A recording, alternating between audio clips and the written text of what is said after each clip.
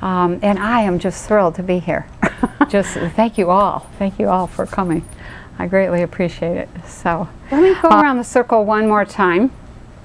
And I want you to say why you came tonight, what you're hoping to get. Okay? So, what do you think? Put you on the spot. I came because I was in your car. Yeah. That's a cop-out. But you were captive. That's true. I'm here to hear, I want to hear what you have to say. Okay. All right. How about you? Martha, same thing? Evelyn told me about you and said this is a really, really good seminar. And I went and did some research on well, I went and got on the internet to On the learn web? a little bit about you and what you might be sharing. Oh. And I've been reading some books that have to do with along the lines of what I thought your website was referring to, and I said, Okay. I have to go. Okay. So yeah. Okay. You know, your comment makes me wonder, I should probably go on the web and type in my own name, because that's nothing I have done. Really? Oh, no. See what is out there. You know, I mean, I have a website, but you know, it'd be interesting to see what else is out there. It'd probably be scary. So, okay, Evelyn? Well, I went to that wonderful talk. Okay. Monday.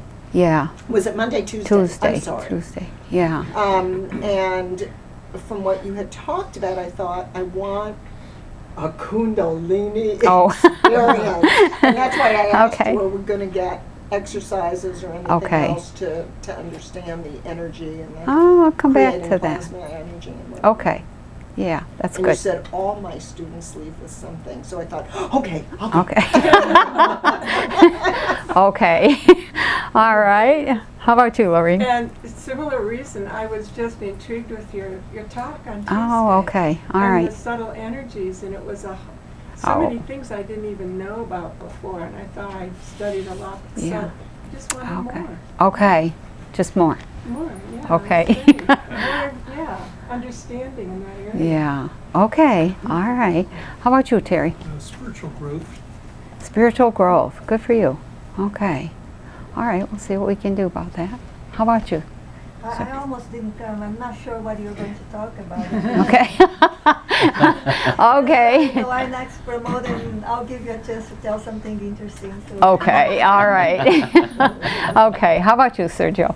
I was on the Tuesday talk, and Okay. I found the material very interesting and very interesting Oh. how things Yeah. relate to energy and what is the actual, building blocks of the universe. So Okay. Yeah. And they are. Yeah. They are. Yeah. Okay. I wanted to Ms. know New what you Zealand. had to say about the talk the other night. I had a consciousness awakening, but it definitely wasn't Kundalini. Oh, But I don't know what to call it. okay. It probably was, because there are small, it should open slowly Yeah. and naturally. So, and it's nice when it does, because you have time to integrate. If it's, you know, It's like mine, you don't. And painful. Yeah, well, that goes with the territory. So, okay. All right, Don? Just spiritual growth and healing. Oh, okay. I want to All right. expand on my healing. Okay. All right. How about you, Frank? I came to buy books Okay. I did bring some. to hear what the common thread might be between the three categories or items of things that you mentioned in your talk the other night. Okay. All righty. Okay, that's good. Yep. Well, you said an awful lot of things Tuesday night that were very fascinating, and I was very Oh. interested in the science, but you had me hooked when you talked about sex. Oh. Okay. and the spiritual awakening part of it. Oh. 'Cause nobody, like you said, Nobody talks talks about that part of it. And so, no, I'm kidding about that. I'm Yeah. really interested. I really don't want to do the spiritual growth thing anymore. I'm really interested in the science. Spiritual growth thing interferes with the sex. Yeah. Forget that. Oh my gosh, that was cute. Okay, Roberto. Well, consider myself a seeker of truth and wisdom. I've had some unbelievable experiences, and so I know it's all there and it's real, and you do too. So we can have a great time sharing some stuff. Yeah, yeah, good. Kat? Well, like everyone said, your talk Tuesday was so intriguing, and I wanted to hear more. But off your website, I want to hear something about the robes. Oh, okay, all right. About the what? Robes. Robes. Was it my third book? My third book, Robes. Yeah, okay. You Done? mentioned them on a couple of things on the website. Okay, yeah. Yeah, they influenced me in a major way. I didn't want to admit that, but they did. So, okay, Mr. Swetlick. Oh, yeah, I thought I knew a lot of things, but after Tuesday I found out there's a whole lot I don't know. So I'm not really Oh, yeah, I feel that way. The more I learn, the more I go, oh my gosh, and there's, you know, it's like an octopus with never-ending arms. So, yeah, okay. Leanne. Well, I came tonight for the same reason I did the reading with you today, and for the same reason I came on Tuesday. Oh. Because my intuition told me I needed to do it, and I actually. Very good. Yeah. I have a very strong intuition, but a friend texted me on, I guess, Sunday or Monday, and we had gotten the invitation for the Tuesday night thing just a few days before, and I hadn't even had a chance to look at it. So a friend texted me a couple days before the talk and said, "Are you going to the INACS talk on Tuesday?" And I said, "Well, actually, I haven't even had a chance to look at it." So I quickly looked at the email, and I was like, "Oh, Penny Kelly, I don't know who that is." And I read the synopsis, and I'm like, "I don't get what she's going to talk about, but I have to go." So anyway, I said, "Okay, I'm going to go. I don't know why, I'm going to go." So, and I didn't have time to look into it any further. It's just my intuition said, go. Yeah. So anyway, and then when you said you were going to do this, and then you were doing the readings, I was like, oh, I have to do those two. Okay, so, all anyway, right. So I was right so far about the first two. So Okay, all right, good. Okay, Bob. Yeah, I got for me 2 reasons primarily. One is 5 or 6 years ago, after listening to certain audio recordings or productions, I started having real strong energy experiences, and I really did not know what was going on, so I did a lot of investigation and came out of it. I still wasn't sure if it was Kundalini or what, but and it's actually intensified again just in the last couple of months, so I'm intrigued by all of that. Yep. And then the other part is your theory that you talked about toward the end on Tuesday about consciousness being kind of the flip side of energy. I've been kind of working on a model of consciousness, and I really like that whole idea appeals to me, so I wanted to hear more about it. Okay, all right. Yeah, great. Carol? Well, actually, I didn't go Tuesday night. Yeah. So that's why I came. So he brought you. Yeah, I totally. So Bob was telling me about it, and he was talking about just what he was saying about the energy being the flip side. And I was like, oh, that's pretty interesting. And he was like, well, you want to go? So we just kind of like, yeah, okay. Great. Let's go. So, all right. yeah, so here we are. Okay. Here I am. Yeah, very good. Thanks for bringing her. Yeah. Rose? I'd like to be really specific. I came because of how you speak. I like how you present yourself. You're very even, and you're very steady, consistent speaker. And that always says to me, this lady is trustworthy. And then having had some time with you, I feel like I get this opportunity to be in the presence of someone who is inhabiting more than this. And I'm like, okay, I'd like to listen to that. So I actually trust what you have to say, and I don't feel the least bit gullible. All right. That's a lovely feeling. That's good. I really feel very open. I've had that experience of being with somebody and thinking, I don't feel good. It doesn't feel right. You know, and I think partly being a farmer and the practical side of that, you know, in the way I grew up, if you couldn't eat it, and you couldn't drive it, and it didn't keep the rain off your bed, then what the hell good was it? Yeah. And so that has persisted through my life. It has to be useful, and there's a lot of things that I could say that would probably upset some people that are kind of big in this whole thing, but you know, it's really about us. It's not about finding, you know, the right belief system. So we're going to come back to that tonight. It's about each one of you. And anybody who leads you anywhere besides to yourself is taking you off track. So keep that in mind. It's about each one of you. So, okay. Yeah, you. Actually, what was your name again? Steve. Steve, that's She right. described you to me exactly the way she just did. Okay. So it felt All like right. a good place to be. Okay, Yeah. welcome. Thank you. Okay. Well, I had a whole program that I put together, and I left the whole thing home, I guess. So then, when I realized I didn't have it, I ran to Katya and I said, if I give you these files, can you print them? And her computer would not print them. None of them. So, you know, at that point it was like, okay, so we have a different plan, I guess. So, there's just two, in my mind I have two things that I want to present, and then I would like to open it up to discussion. It's not really about me, it's about you guys, and you know, there's maybe some things that I could help, but you will all learn from one another, almost as much as you'll learn from me. So, does everybody have a piece of paper and a pencil? And if you don't, can you get one? There was a piece of paper on my chair, which, ta-da, I have one sheet of paper I can, oh, you know what, I have some. Yeah, if you need something to write on, grab a book behind you. Does anybody else need paper? Okay. Whoop. Okay. Go ahead, take one. Yeah, if anybody, yeah. Need paper? Thank you very much. Okay. That's perfect. Is that, well, there goes the pad. If you need paper, get it from, what's your name, New Zealand? Colleen. How do you spell that? Colleen. Colleen. Colleen. Okay. Just like, okay.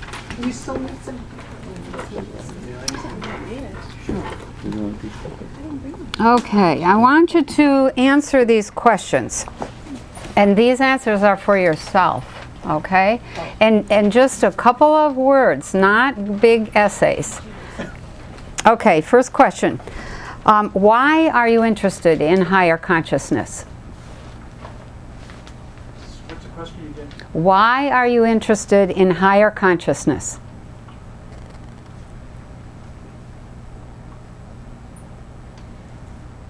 And the second question that kind of goes with that, which you can kind of answer together, is what will higher consciousness do for you?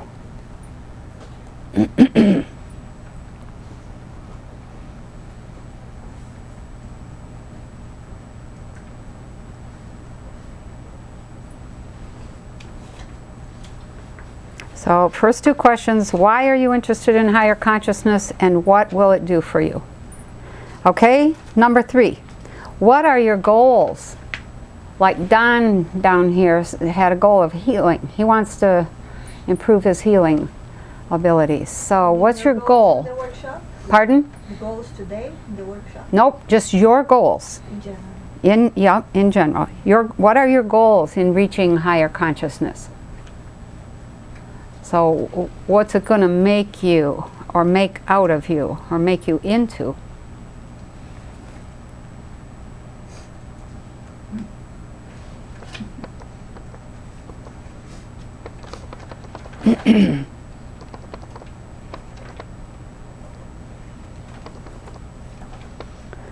Okay. Number 4, what practices have you engaged in to help you achieve higher consciousness? What practices have you engaged in to help you achieve higher consciousness?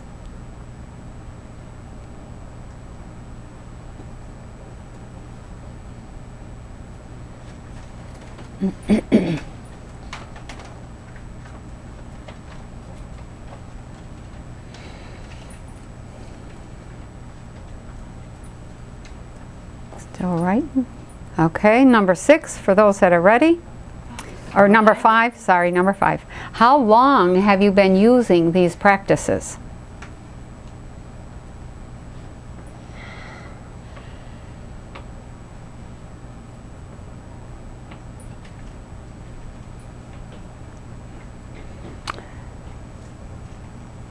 And number 6, if I'm going too fast, just holler.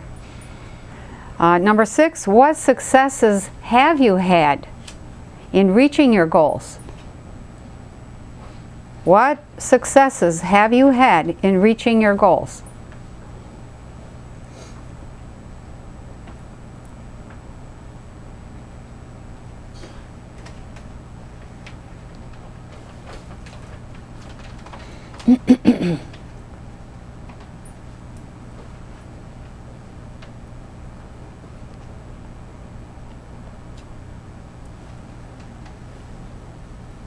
Number 7, what's in the way of greater success?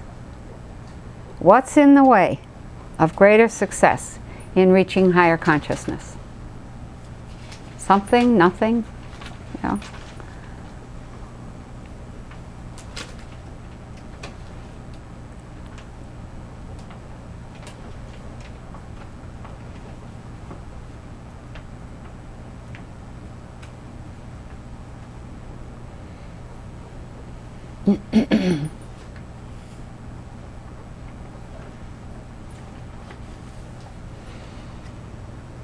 Number 8, name 3 facts that you know about consciousness. Facts that you know about consciousness.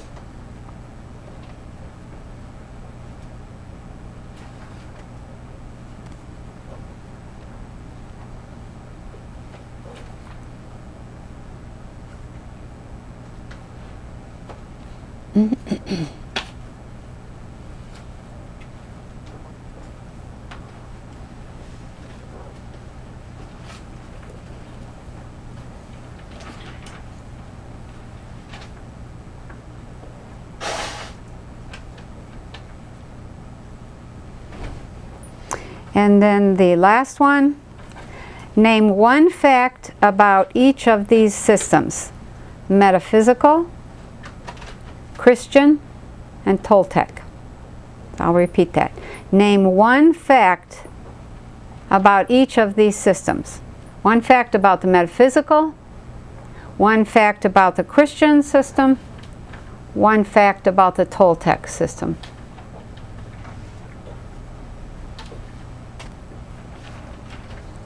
Toltec, would that be like the Carlos Castañeda books? That Yeah, sort of thing? right. What was the first one? Metaphysical. Yeah, metaphysical system. Each of these are maps. Well, the first question. Oh, the very first question. I'm not too great over here. Okay. Why are you interested in higher consciousness? Okay. Yeah, you got it. Yeah, he does. It's never too late.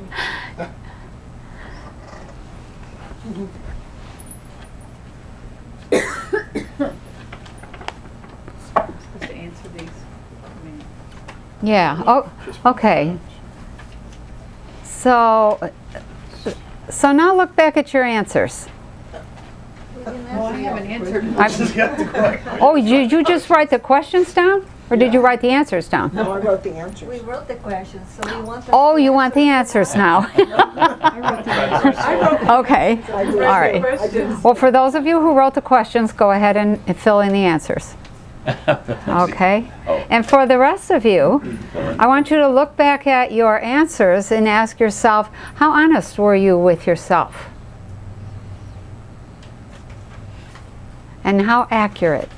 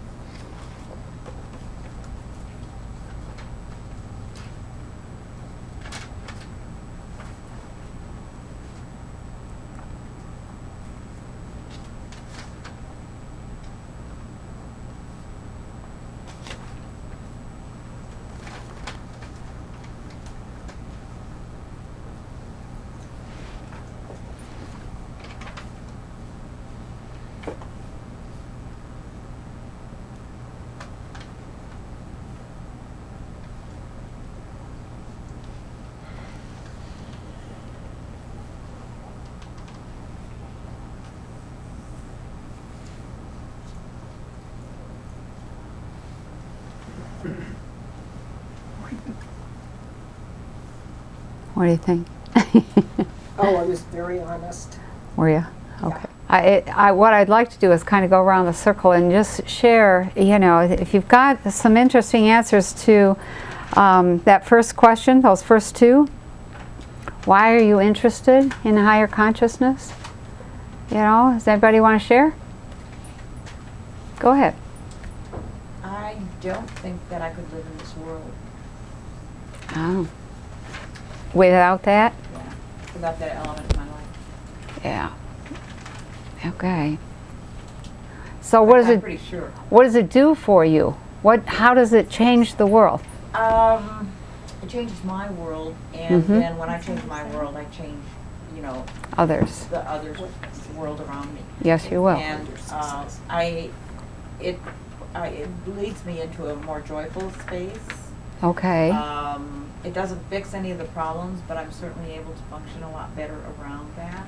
Okay. Yeah. Being a control freak, it keeps me from being one. Okay. Yep. It solved my type A personality problems, and it allowed me to function in a world that seemed to me being. I have a German heritage, so you know everything is like Achtung, everything in its place and stuff like that. And if it isn't, it's uncomfortable for me. Okay. It's not that I'm that kind of a person. It's just I expect everybody else to be that way. Yeah. So that from that perspective, this being able to raise myself above that. Okay. Yeah. And above the physical. Okay. An enormous. Okay. And I just am able to see things from a whole different perspective. Now, do I do that all the time? Yeah. Especially when I'm supposed to? No. Yeah. But you know, stepping back and looking at it, and I can Right. function. Okay. It's for me, it's a matter of functionality. Okay, that's good. Okay, who else? You know, go ahead, Colleen. I have become clairaudient over the years, and up until a few months ago, I had a constant stream of information, which I had a stroke last December, and I've lost that constant stream. Oh. It's still there occasionally, but not like it was before. I knew what was going on in the world, where energy was being directed and what the purpose was, and it was wonderful. It really kept me, really fulfilled every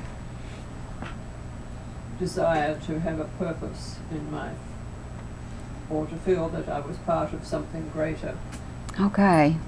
Not just cleaning the house. Yeah. Okay. So I'm go hoping ahead. very much that as I recover from the stroke, that the pathways will get reset up again. Good for you.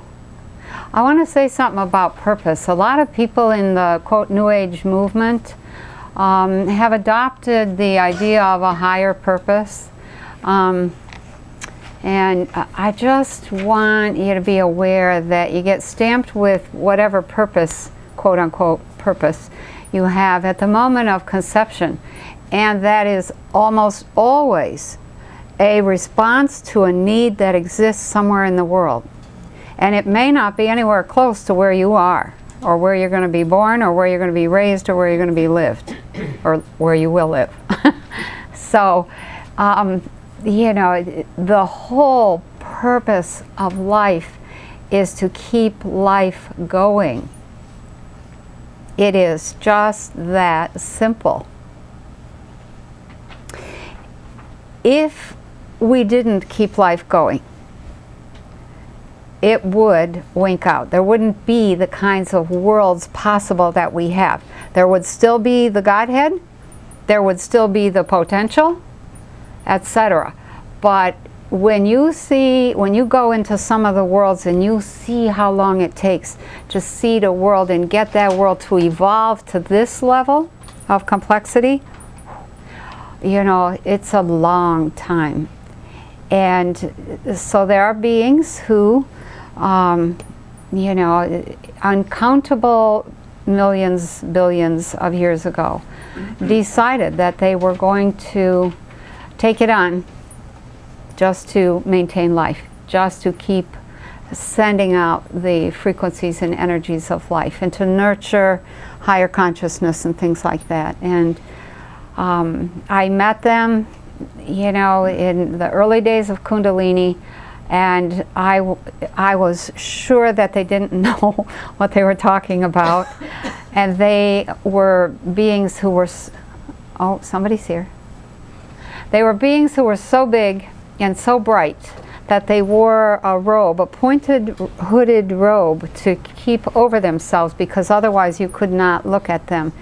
And they were in this school or city made, everything made of crystal. Beautiful, beautiful place. And their task, oh, hello, come on in. Hello. Hi. Probably you can pull a chair up into the doorway. Yeah. If there's a spare one there. Right. Hey, Don, you turn your thermostat down a little bit. I mean, up. Warmer. Yeah. Warmer, Yeah, it is starting to get chilly. Thank you. I was just noticing that.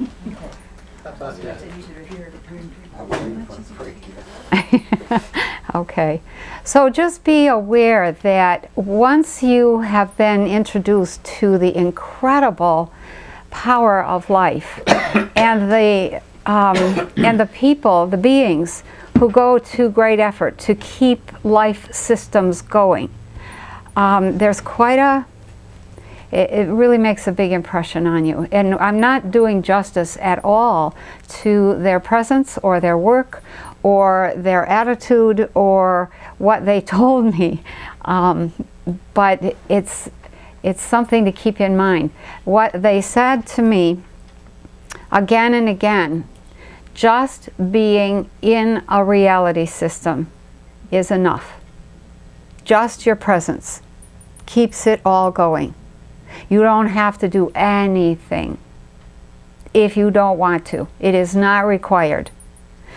Just enjoy life.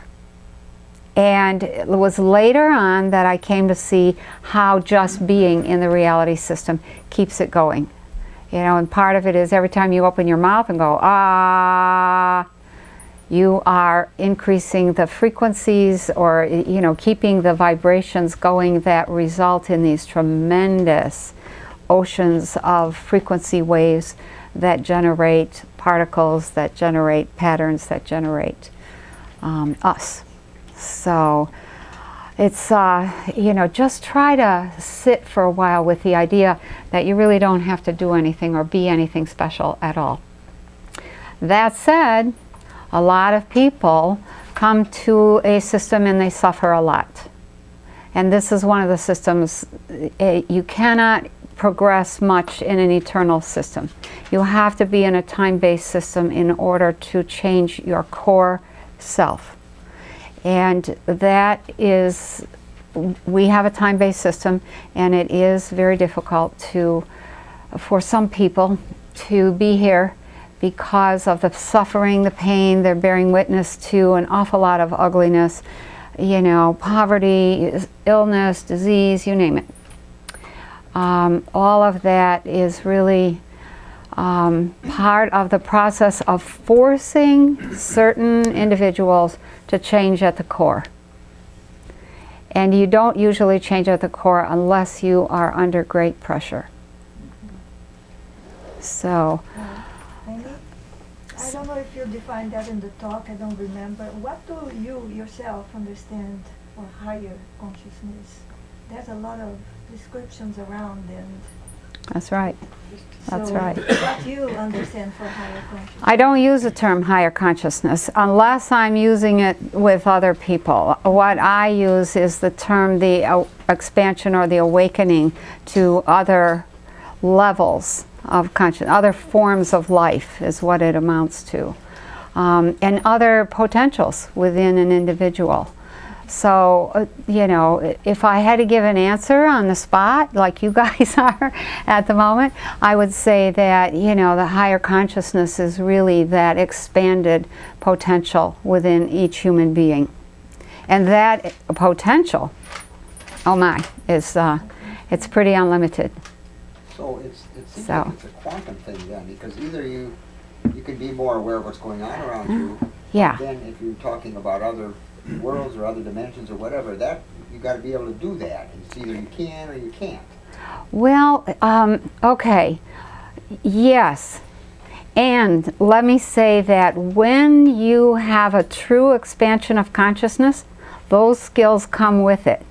A true for instance, I know a fellow, and I've known him for a long time. He's over on the East Coast, and he has this gadget, and it's a computer, and he's got some kind of program on it, and he has this band that he'll put around anybody's forehead and turn on the computer, and what comes up on the screen is what your brain is doing. And all, at alpha, theta, delta, all the levels.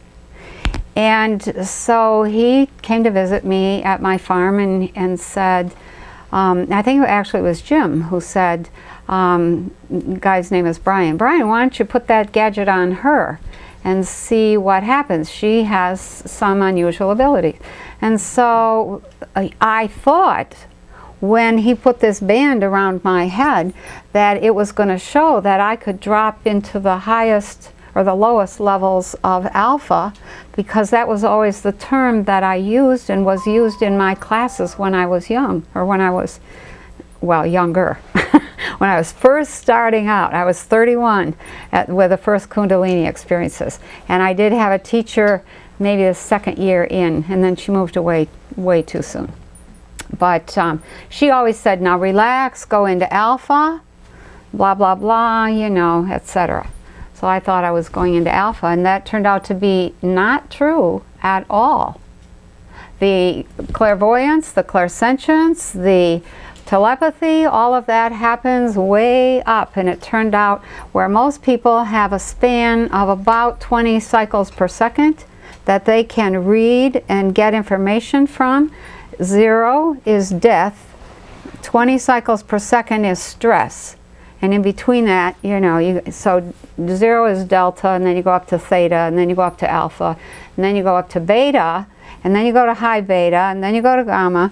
And as it turned out, I had a range that was twice as wide as the average bear, and I was really shocked to discover that all the work was being done in way up at 40 cycles per second.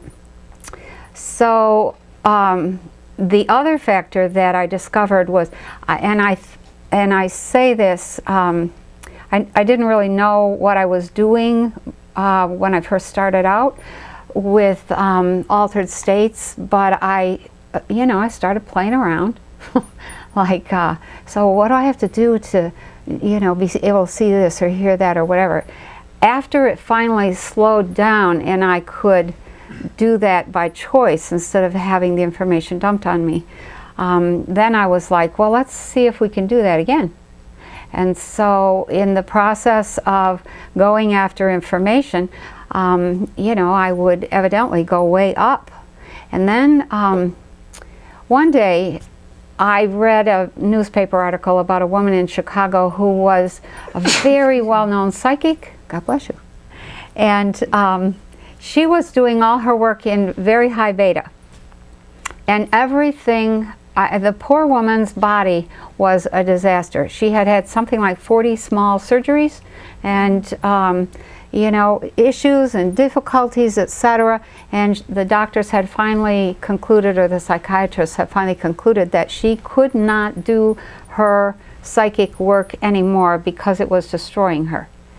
And my thought at that moment was, well, I don't know whether, I'm going up or down, but I know I'm going to give myself directions to go down.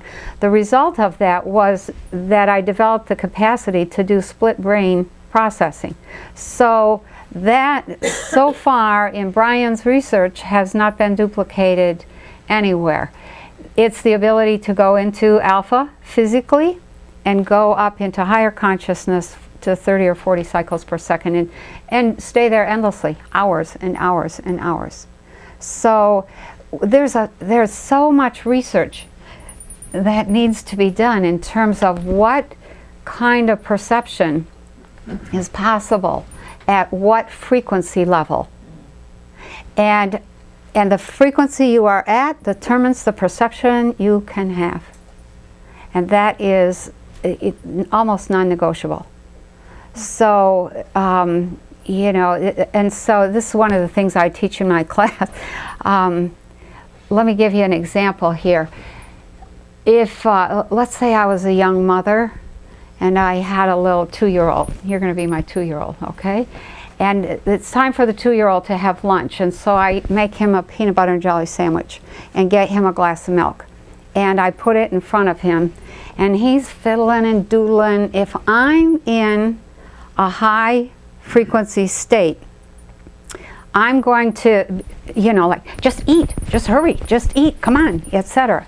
And if that child puts the milk too close to the edge of the table in a hurry because I'm pushing him to eat, and then a few minutes later knocks it with his elbow and it goes on the floor, the most typical reaction is going to be to stomp off, cussing at the poor child and saying, you know, you idiot, look what you did, and blah, blah, blah, and upset, etc.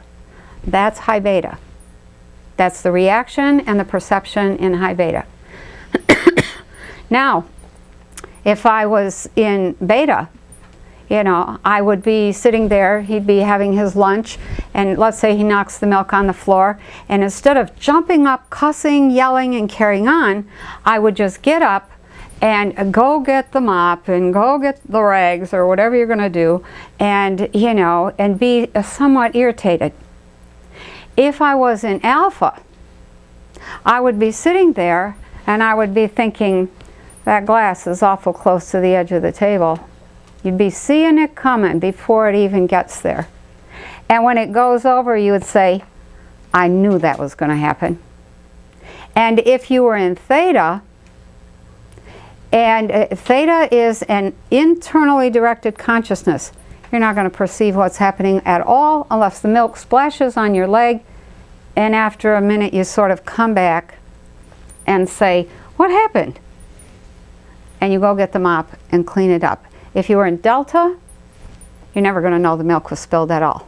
The dog will clean it up before you ever know.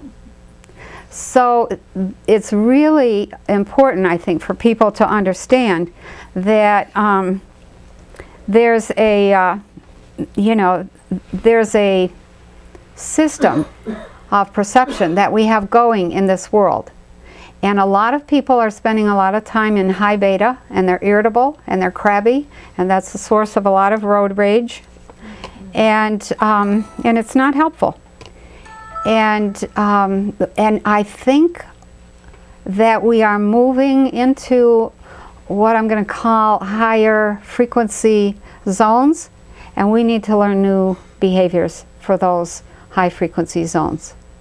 We can't just feel like something is unsettled and then blow up at whoever, you know, gets in the way, etc. We have to begin to realize that, you know, the frequency, if we want higher consciousness, we're going to have higher frequencies.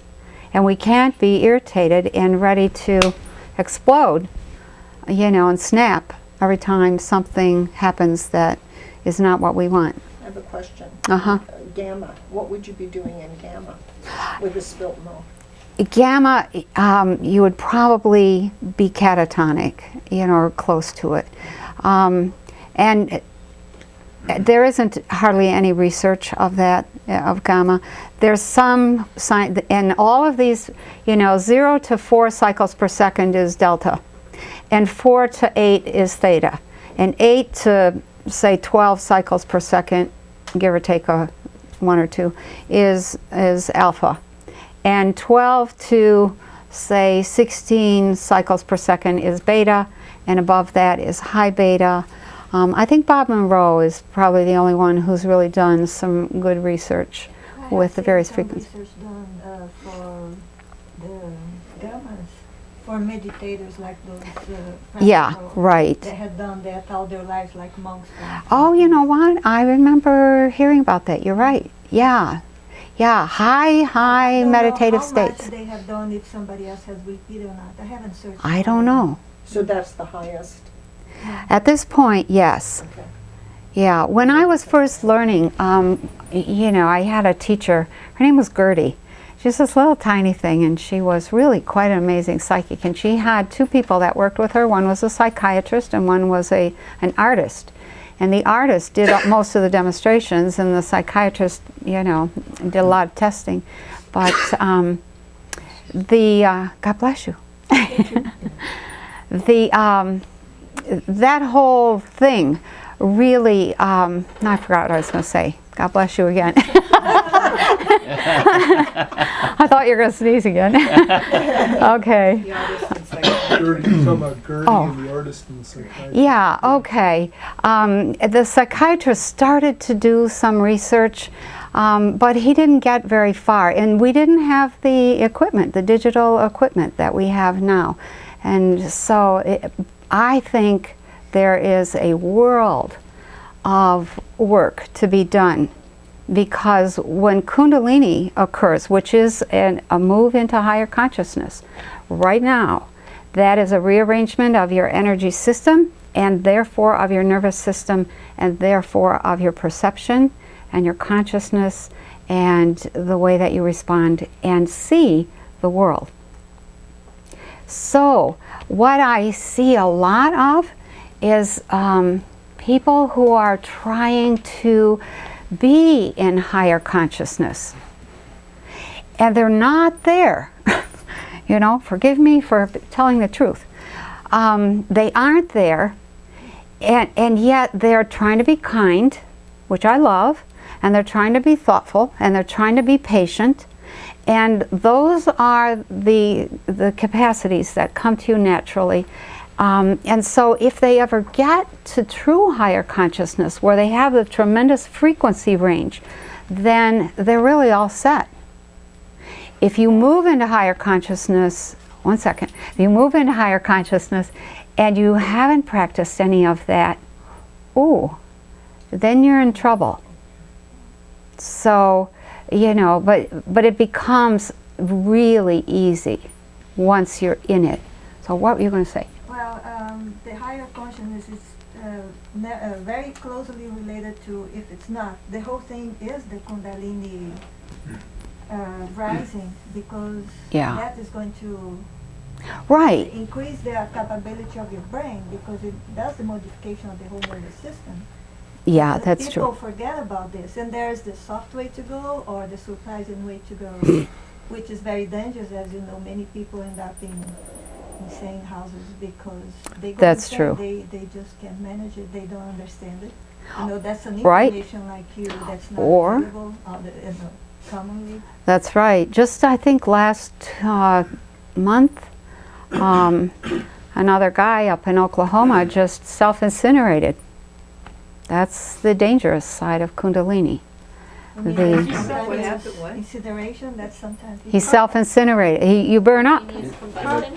Spontaneous human combustion. In the science world, we call it idiopathic thermogenesis, but basically it's, you know, it's when somebody bursts into flame spontaneously, because the change in the energy system cannot be handled by that physical system. So, you know, I spent about 5 years terrified that I was going to burst into flame any minute. Not because I knew that such a thing was possible at first, but because I was on fire. I couldn't, it was unbelievable. You know, a good description of Kundalini, early stage, full spontaneous Kundalini, is continuous uncontrolled orgasms, continuous hot flashes that are beyond anything you can imagine, to the point that you think that you are going to burst into flame. Cold, so cold that you can hardly move, and not too much on the cold for me. And these raging perceptions that have nothing to do with the physical location that you're in. Have you read Dr. Krishna's book on his Kundalini awakening? I did. That man saved my life. You know, he had a similar, Gopi Krishna, he had a similar, he would get heat, and there was related to what, Pingala, the hot one, Yeah, the cold one. one is solar and one is lunar. You get a tear sound like this, and then the cool current is starting balance everything. Which is amazing, isn't it? Could you repeat the question if you want to get it, because it doesn't. Oh, okay. All right. So, is it Surly? Surly? Asked me, you know, if I had read Gopi Krishna. He has a book, which you guys probably know about, Kundalini. Living with Kundalini. Oh, yeah, okay. Well, the first one I read, the first book that Gopi Krishna that I read of his was Kundalini, the Evolutionary Energy in Man. And that, I read that about 2.5 years into the Kundalini, and I finished it at about 3 in the morning, and I was bawling my eyes out. It was like, somebody else went through it. His description of his Kundalini experience was almost identical to mine. The only difference was his use of the term a roaring waterfall, and I had a roaring freight train moving through. The Kundalini is a roaring sound. You will feel like you're in an earthquake, like the earth is quaking. There are, like I said, very big, you know, talk about sex, big nuisance, you know, orgasms that just come spontaneously. It's a little better if you're a woman. It's really difficult if you're a man. You know, I've had a lot of male clients who, you know, complain about having to go home and change their pants. And it's very, very uncontrollable. Sometimes you don't even know that it's going to occur. It just, boom, the orgasm occurs. But what happens in that is a charge of energy is released up through the body, and it just keeps on resetting the brain and the nervous system. And it gradually acclimates the central nervous system to this high-powered energy that is operational all the time. Little by little, you learn to turn it off. Little by little, you know, you can turn it on little by little. And so let's talk for a minute about turning it on, since this is about expanding consciousness. You know, the ways to get there. What do you guys have for some of your answers in terms of your practices? Well, meditation, at least when I first learned transcendental meditation, if I did it right, sometimes there'd be these energies would shoot up my spine. There'd be these explosions of white light. Yep. Is that like a mild version of Kundalini? Yes. And I was still kind of an asshole afterwards. During the experience, it was like inner explosions of white light that went up the spine first. Yeah. But it was only on the very best meditations. I mean, to where I felt like I wasn't even there. Okay, so let me repeat that for the camera. In a Kundalini, in a like a slow and steady awakening, which is what you want, there'll be these mild sort of tingling feelings that move up the spine. Sometimes it feels like there is a snake crawling up your spine. Sometimes it feels like there's 5 million ants crawling up your spine or around your skull. If it's, you know, depends on which of the energy centers is active. And then there can be an explosion of light, just like Terry said. The explosion of light, right there, you are in that moment for a second in what's called the void, the I am. And there's nothing there except this awareness. So, you been there? Yeah, good for you. Yeah, what'd you think? What did you think the first time it happened? Well, I burst through, and it was bliss. Absolutely. It was bliss inside of chaos. Yeah. Okay. And from that point until I came out of it, nothing could touch me or. That's right. Absolutely no energy, no nothing. Just went through it like butter. That's right. Slick, smooth, and The phenomena is difficult to believe. I felt like I had the strength of 200 men. Mm-hmm. And nothing could stop me or kill me. Yep. Which it didn't. That's right. Yeah, another thing, you best be in good shape if you want to trigger Kundalini, because my heart rate would go up to roughly 180 to 200 beats a minute. And that, I mean, it would just become this blah, blah, blah, blah, blah, blah, blah. And you know, that in itself scared me half to death. So, you know, there are other things that happen, you know, that occur, and all of that, you know, is interesting, etc. But the big thing is afterwards. Like, you know, you said nothing could touch you. You said you went back to being an asshole. Yeah, when I got drunk afterwards, one time I felt so amazing. I went out and got drunk, Okay. I felt horrible the next day. So Yeah, I was not really right. like sort of enlightened later. Yeah. My personality took over later. And there were all these bodies along the way. So I guess, Yeah. you know, it'd be nice if mine was more like yours now. Oh. Everything never looked the same again, but it wasn't. I'd be back to my ego personality. Okay. Well, if you don't have any training, or you don't have any like practice that you're doing, yeah, you'll go back to what you were. If you have a full-blown thing, you can't go back. So, you know. I'd like one of those. I don't know. I really, you know, and to be honest, I don't know that I would have, well, I wasn't pursuing anything. I had no concept for metaphysical anything. How did Didn't that know. happen? How did that happen to you just out of the blue? What brought it on? What brought it on, I stepped into a moment of total presence and unconditional love. So, if you read in my book, The Evolving Human, right on the very first page, it starts, it was an ordinary day, you know, and from that point on, nothing was the same. And, you know, it was a night in which I had my kids over visiting, and, you know, and I can't remember. I just remember looking across the room, and I was madly in love with this guy, you know, that I have disguised his name. His name is Ben in the book. And just totally in love with this guy. And you know, I looked across the room, and I just, you know, having to swing my head over that way, and there was this smoking look between the two of us. No words were spoken. It was just, let's go to bed. And I remember saying to the kids, it was probably about 8:30 at night, and I said, we're going to bed. If you want to make popcorn, go ahead.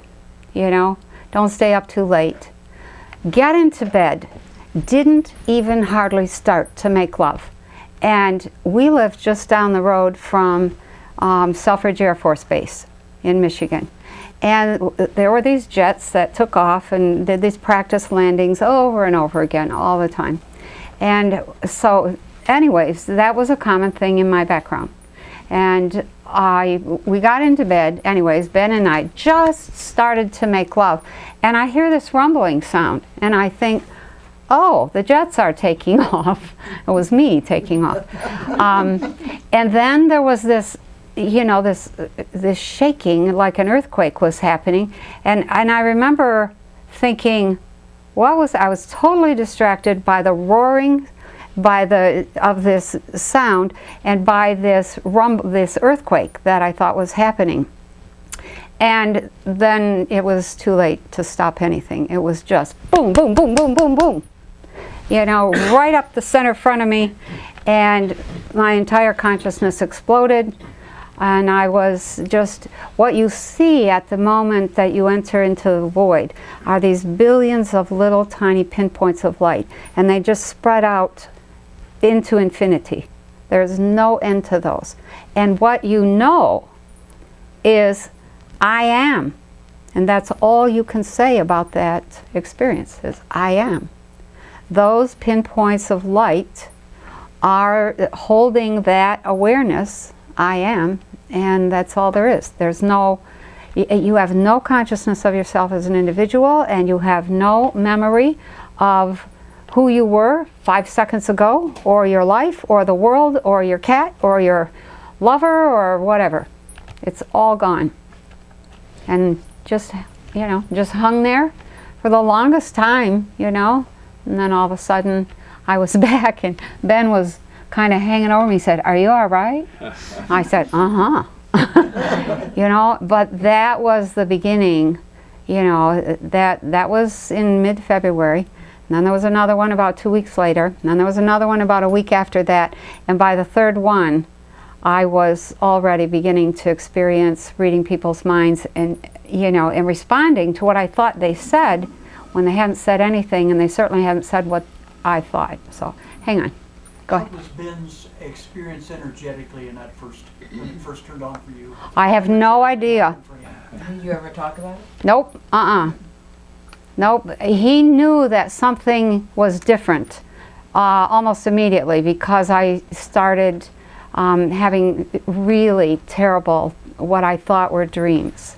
They were really out-of-body experiences when I would come screaming back to the body, you know, kicking and creating all kinds of havoc, and, you know, he'd like, "It's all right, it's all right." And, you know, and I would see him shaking me like this before I actually got back into the body. And so I was aware that, you know, I was kicking up a ruckus ahead of actually getting back in the body. So, but, you know, we weren't, neither one of us had any metaphysical background. So there was nothing to discuss. I said to him, "Wow, I had some sort of major orgasm, I think." And he said, "You did?" And I said, "Yeah, it happened in my head." And he said, "Well, you're just really crazy." You know? And, you know, and it was kind of funny, you know. We did laugh until it started to happen all by itself in the middle of the day. And that was not so funny anymore, you know, or when I was driving, or when I was shopping, or when I was talking on the phone to my kids or my mom or whoever. I gotta go. Bye. You know, whoops. You know, and the perceptions were, it was the end of my sleep. You do not sleep. When you awake, really awake, you are awake. 2.5 years it took me before I went to sleep again. It took me 2.5 years to learn to turn it on and off. So, you know, higher consciousness, you pay a price. So be aware of that. Yeah. These discussions are all related to Kundalini and the effects of Kundalini and right. so on and so forth. Kundalini is called fire practice. Oh. Because it generates. Yeah. From the point of view of the 5 elements, Kundalini is a fire practice. It's very difficult to control. There is another practice that is the water practice that does the opposite. Instead of the energy going up, there are meditational practices that you allow energy to come in. You're right. I discovered that. That's a water practice, and it builds very slowly, because the first thing it does, it builds your nervous systems to be able to sustain the energy. And if you try and overdo the meditation, you get a headache. Okay. And you know that you should just back down. Yep. And so on and so forth. So those practices exist and are much safer from that point of view, because you can control. You will never force it. It That's will true. take over and so on and so forth. So very good. I don't know how Thank you for people sharing. are aware of that, because about up to 2 years ago, I had no idea. I read the same books from Kundalini and so on and so forth many years ago. And I was actually afraid of all those implications, trying to generate the Kundalini up. And up to about 2 years ago, I had no clue that there were other practices that did the opposite. But you have to choose, you cannot do both. For example, if you choose to do the water practice, you cannot do Kundalini yoga, trying to generate your Kundalini, because they go one against the other. So there are some teachers, and they are very, very, very difficult to find. They know that stuff. Yeah. And they can teach you. And I took some workshops with one of them. Did you? Yes. Okay. And there is even a small group of people that get together to do some practices here in Austin, exactly today on Friday. Oh. Exactly what was Exactly today on Friday is their practice day. I So. It's just to get to, it's just more to discuss because the practice you do at home. Okay. Yeah. And this is very much come from Chinese Tao Okay. Yep. stuff, and I can give like a website, go look. That's up good. And Yeah. find out if you want to take a class over that. Okay. Why don't you give that, and then I'll repeat that so that it'll be part of the film. So it's called the website is called Primordial Alchemist. Primordial Alchemist. www.primordialalchemist. Just do a search on Primordial Alchemist. Mm-hmm. The teacher that I took class with his name is Max Christensen. Max And Christensen. he's an amazing person to Okay. get to know Max because, Christian? Yes, he knows all about shamanic practices, Yep. Taoism. Yep. He's an expert in all the Kung Fu practice because he trained Oh, wow. in Tibet and all over the place. Yep. So, Very nice. Thank you for sharing and, that. it's very interesting to discuss with him because I'm looking to understand what is the energy. I'm an engineer. I want to understand how to use energy. Okay. And it's very interesting because he talks about that, and he mentioned this sort of energy Yep. is actually from the magnetic spectrum. We have electromagnetic, electric, and magnetic. So Yep. that's like a pure magnetic kind of energy. Okay. And we have this field around us. Mm-hmm. So this is very much a practice that's heart-centered.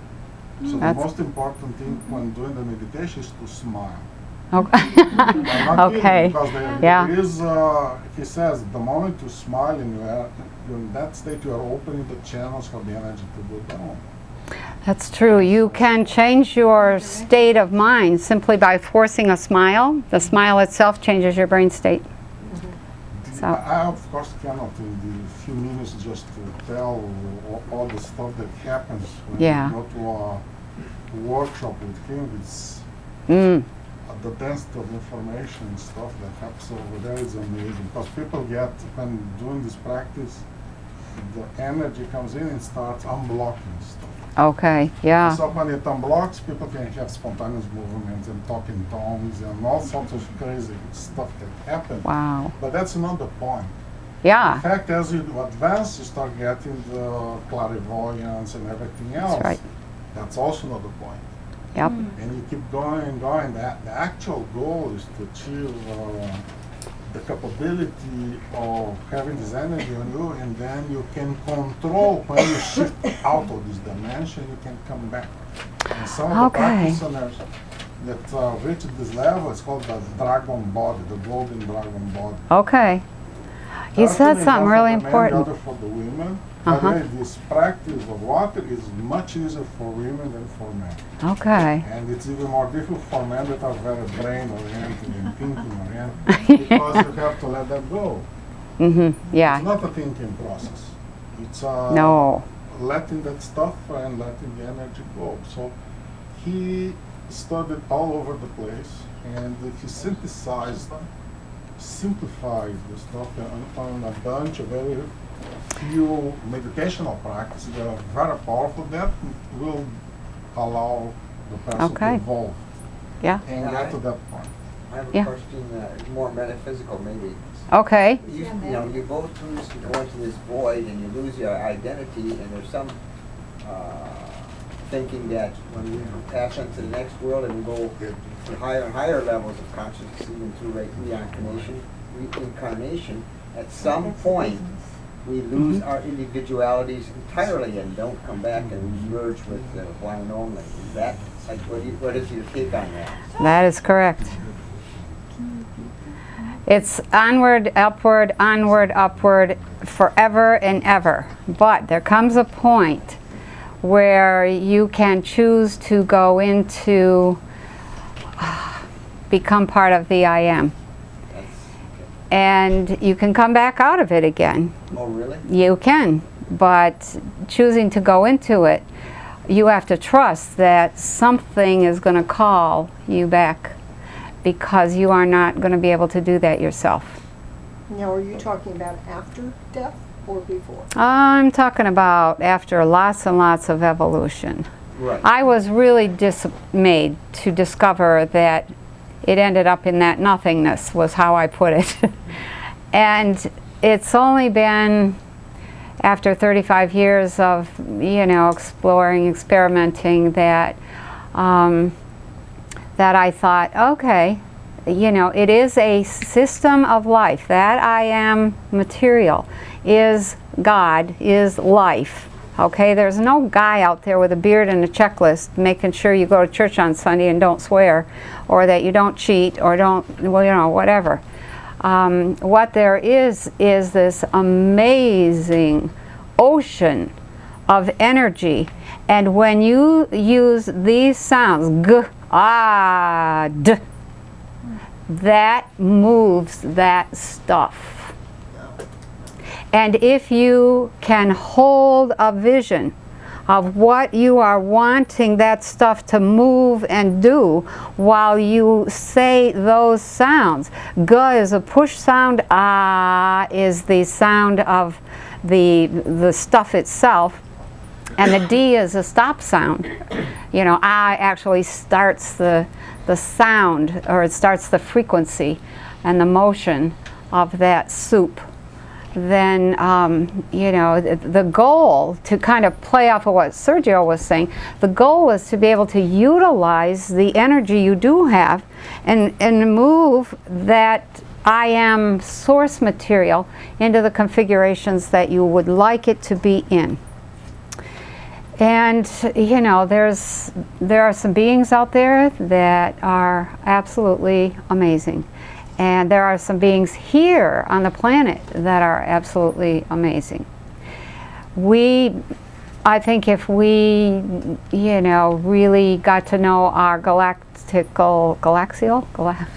whatever, our neighbors in the galaxy, what we would discover is the amazing development of consciousness that they have.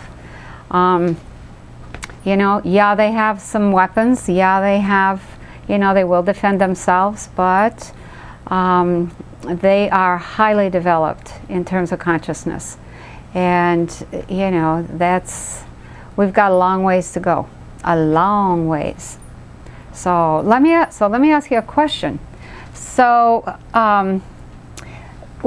in terms of the system that you're using for, higher consciousness, the map you're following, have you ever thought of it as a map? Is it? It was something I wrote down. What'd you write? Where did I write it? Probably the wrong place. Yeah, that's all right. You asked, and when you said, what do we know about metaphysical? Yep. As I said, it can be mapped. Okay. It has a form and a. Right. It's identifiable. Okay. Has anybody worked with a Christian system? I have. Okay. What'd you think of it? How do you feel about it? What's your assessment of how well it works? Well, the esoteric and Christian in this West side, as opposed to the Eastern type of philosophy, Okay. follows different rules. But the goal is You're the right. same, is to evolve and to obtain this higher consciousness or develop the potential as you explained. Okay. Yeah. But it is a system, and they have certain rules to follow, That's true. And one that I find amazing is that the affirmation that we are mainly asleep, that we need to wake up to remember that who we are, and the Mhm. more we get this, the more super aware we can become. I mean, the final goal is to be super aware. That means you are Right. on all the time. Right. And Yeah. of course, they never mentioned the physiological. One of them, for example, the Dascalos from Cyprus said that it's dangerous to deal with Kundalini. And it may be, that at Yeah. certain point, maybe, especially if there is ignorance or goes to the extreme. But I believe that if you don't know anything, like certain phenomena that happened with me, like happened with Bob, I mean, it's like, what is this? Oh, That's yeah. surprise. Yeah. It took me, God, it's like, it works with intuition, like she likes to mention. And in my case, a lot, it's a question to the universe, and then please bring me the answer. And boom, Yeah, it gets and there it down is. to, hey, that's something that happened to me, and then I read and I go back to the books and such. And Right. but so I find this in any system, there's systems tend to restrict you. So sometimes you can deal with them and leave a foot behind Okay. to escape when necessary. Very good. Very good. So and that's what I mean. And for example, the Christian metaphysical, usually there's two of them, then they are kind of too close if you're in the West, and a little different if they are in the East. Okay, like the yeah. agencies of the Chinese. Okay. The Toltec, I'm not sure. I always, after I learned how Carlos Castañeda ended up, the kind of horrible situation he generated, and I said, that must be business. He wrote some fantasy, and until I got one book from a guy who also worked with the Das Carlos from Cyprus. And he had a funny experience in Greek, and that's Mavromatis that I like very much, who wrote Hypnagogies. Who was that? The Magus Astrovolis? The Magus Astrovolis is Das Carlos. That was Kyriako Markakis. Oh. But Mavromatis is from Cyprus, too, and also got involved with him. But he met another guy in a vacation in Greece. Okay. And he wrote a whole interesting book. And I look at it, I complained to him, this sounds like Carlos Castañeda. Okay. Yeah, How poor am I Carlos. going to see this if I don't trust Carlos Castañeda or Toltec or Yeah. whatever? I say they are a business for, I even Well- trust more what they do, like with the ayahuasca, because it's natural. They get Okay. interaction with those beings and blah, blah. Yeah. But not with the system. It's not organized as a system.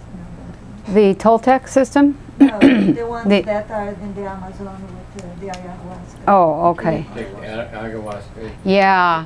Okay. I would like to make a comment. You go ahead. Nobody's mentioned cosmic consciousness as of yet. Mm. Okay? Yeah. And Cosmic consciousness. There's a lot, in my opinion, Yep. there's a lot of confusion about it. Mm-hmm. And it is, you can experience it, I've experienced it, but for you to know you're about to have it, the first thing that happens is you have superconscious mind, which during that state you know all things.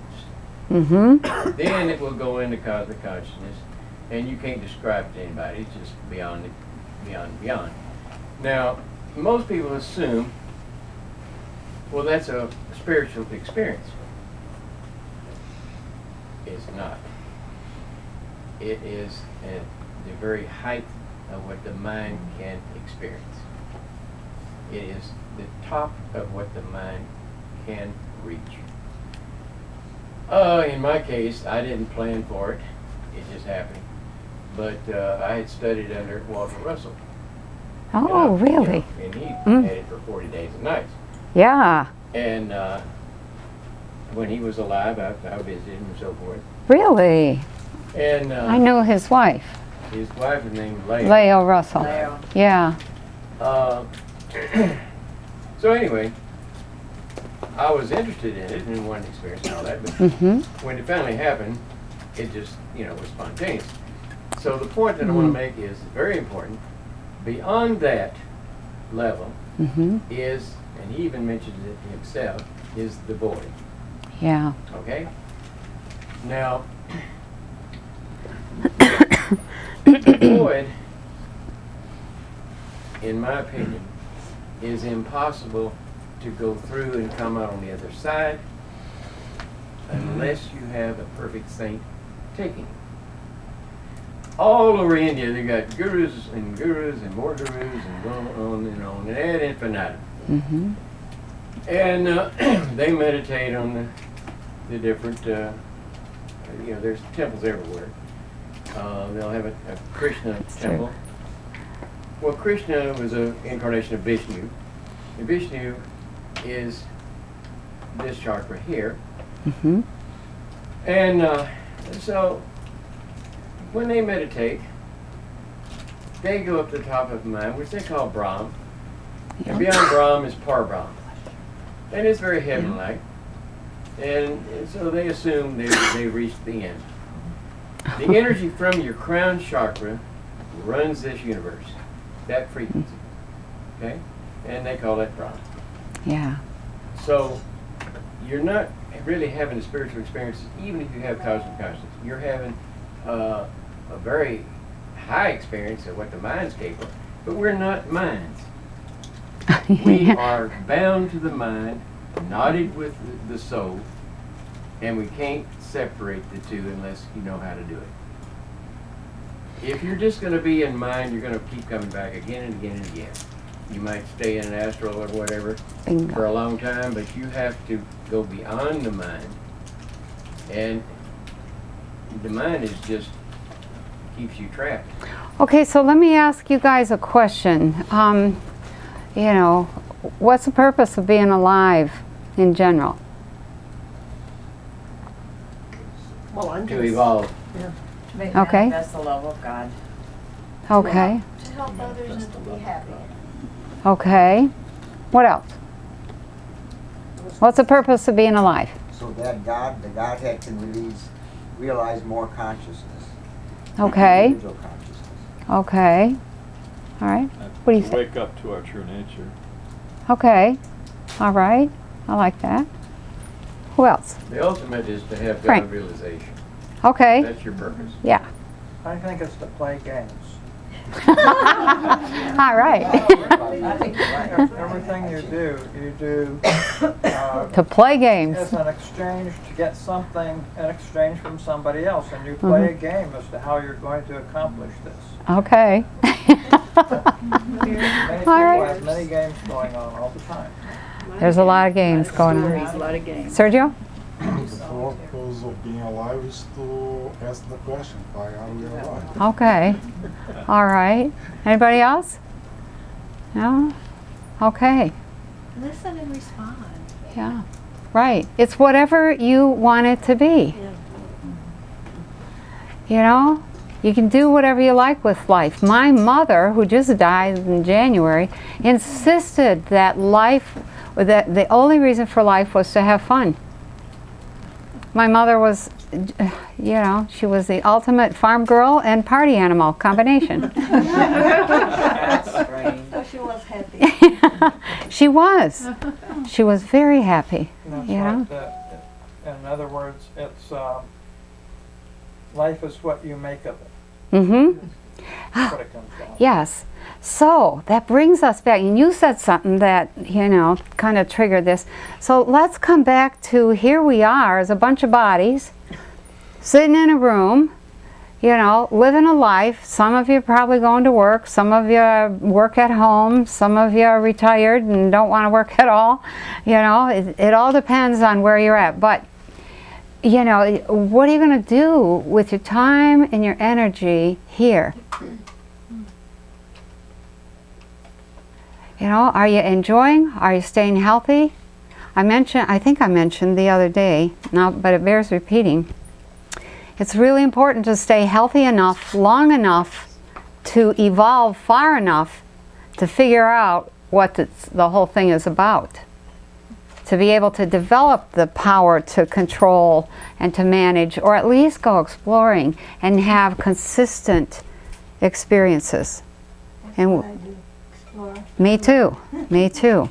A lot of exploring. And we are not slave of systems. I Nope. worry about that. No, yeah. Ooh, don't get me started on the slave system. Yeah. So, you know, if we're here and everybody is striving so hard to get to higher consciousness, are you really enjoying what you got? You know, my God, enjoy life. Enjoy what is. Every single bit of it, even the confused, chaotic, down, you know, irritable moments. Enjoy it all, because it all changes. All of it. Don't get hooked onto any kind of bad stuff and be saying that's bad. Typically, when your energy field is going through an upward shift, you will experience periods of irritability, periods of confusion, periods of depression, etc. Why? Because you don't have anything that you can hang on to. Thank God. Oh. It's a relief to hear that. Okay. Yeah. So let's go back to the map thing for a minute. So what do you guys know about the metaphysical map? What were some of the statements you made? I said one fact about the metaphysical. What'd you write? I Anybody? said to bring us to a higher consciousness, Okay. All right. but the map I don't understand. Okay. All right. That's fair. What else? What? Self. Self. Okay. All right. Good. Okay. Who else had something different? Well, usually systems show an exoteric part and an esoteric part. Exoteric Right. for the ones who like their everyday life, Yeah. and the esoteric who wants to work. Sort of in the hidden. Potential. Yeah. Okay. Yeah. The metaphysical is probably the least well organized of the three systems that I've mentioned. It is the least reliable. It is the most full of baloney. And, you know, so be aware that it makes for nice diversions and it makes for really good talk sometimes, but it serves competition terribly.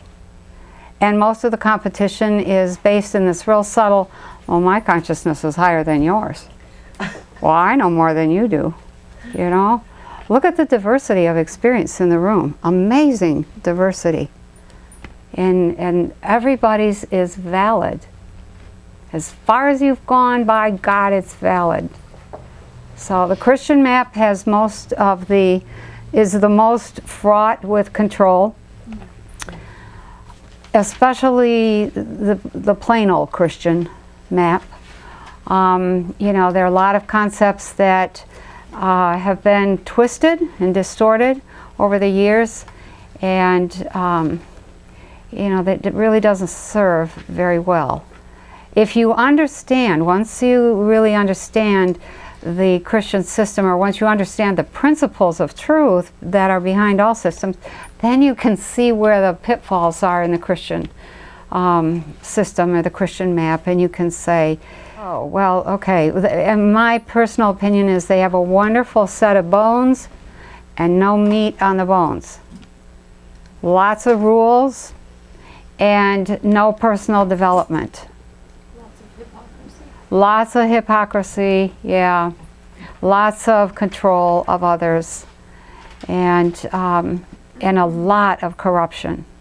I'm afraid that the Christian is not going to survive. So, the Toltec map has, you know, it was kind of popularized by Carlos Castañeda, is the correct pronunciation. And, you know, he was discredited. If you read and study the discrediting that has occurred with him, it's all academic. Nobody has taken his system and explored and experimented and tried to see what's true and what's not true. They, you know, they have discredited his, you know, his way of presenting academically. He did not do what an anthropologist does, which is go out and interview somebody and then present verbatim what happened. So, you know, that is an issue, but don't throw out the baby with the bathwater in the Toltec system, because I have insisted on doing my own experimentation, and at least there's at least one other person here doing her own exploration, and that is what's necessary. What I would like to, if you don't take anything else from this little get-together tonight, what I would like you to take is permission to explore from your own point of view.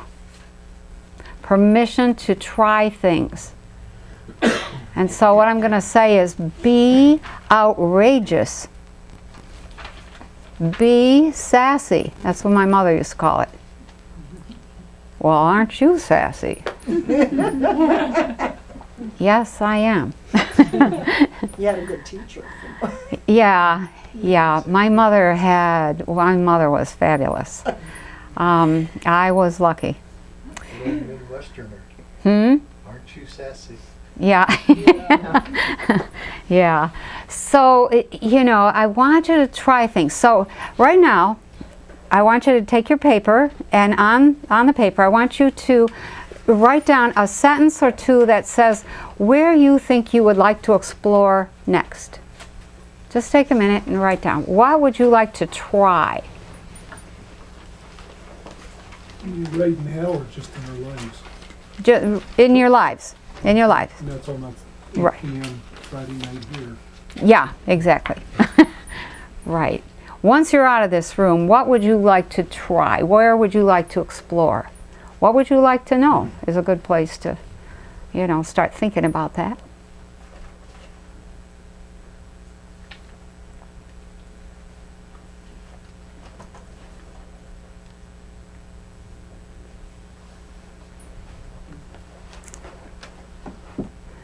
Okay. All right. So let's share each one. Let's just go around the room. What would you like to learn or to know? Okay. And you can paraphrase it if you like. Explore new realms in the cosmos and in the divine. Okay. How about you, Martha? Come on, don't be shy. I just want to wake up. Okay. I want to wake up. Want to wake up. And the next thought that came to my mind is what Einstein said. I just want to know the works of God. Okay. All right. Want to know the works of God. Okay, so we have one cosmic explorer and one who just wants to wake up. So what do you have? Well,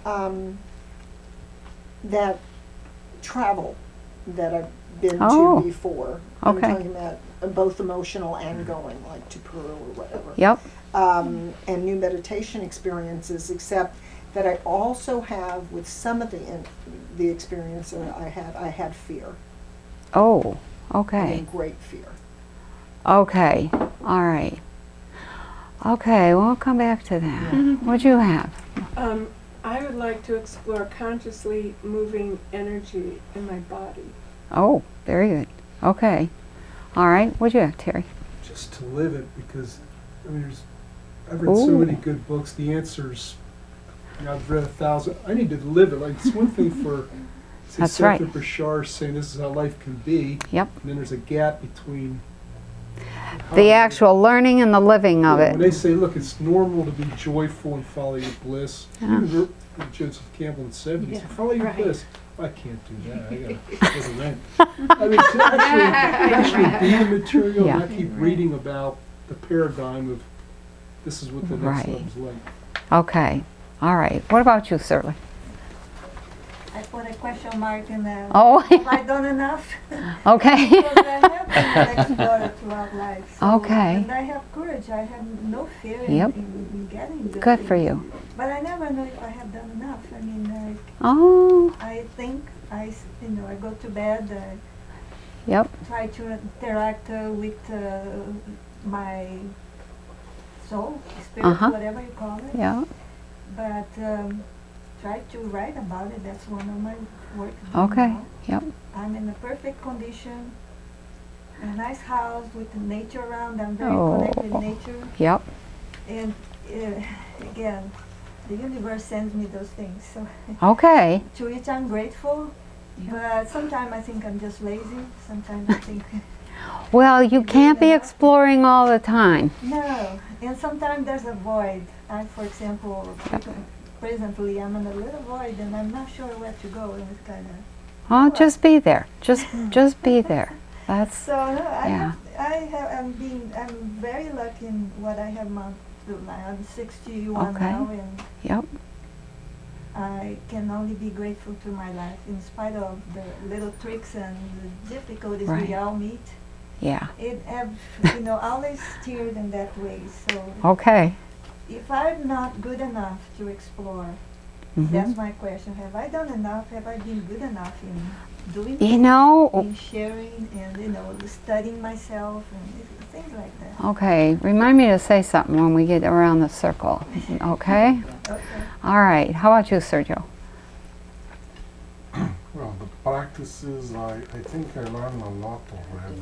Yeah. I went to many workshops and I have a huge amount of tools. Yep.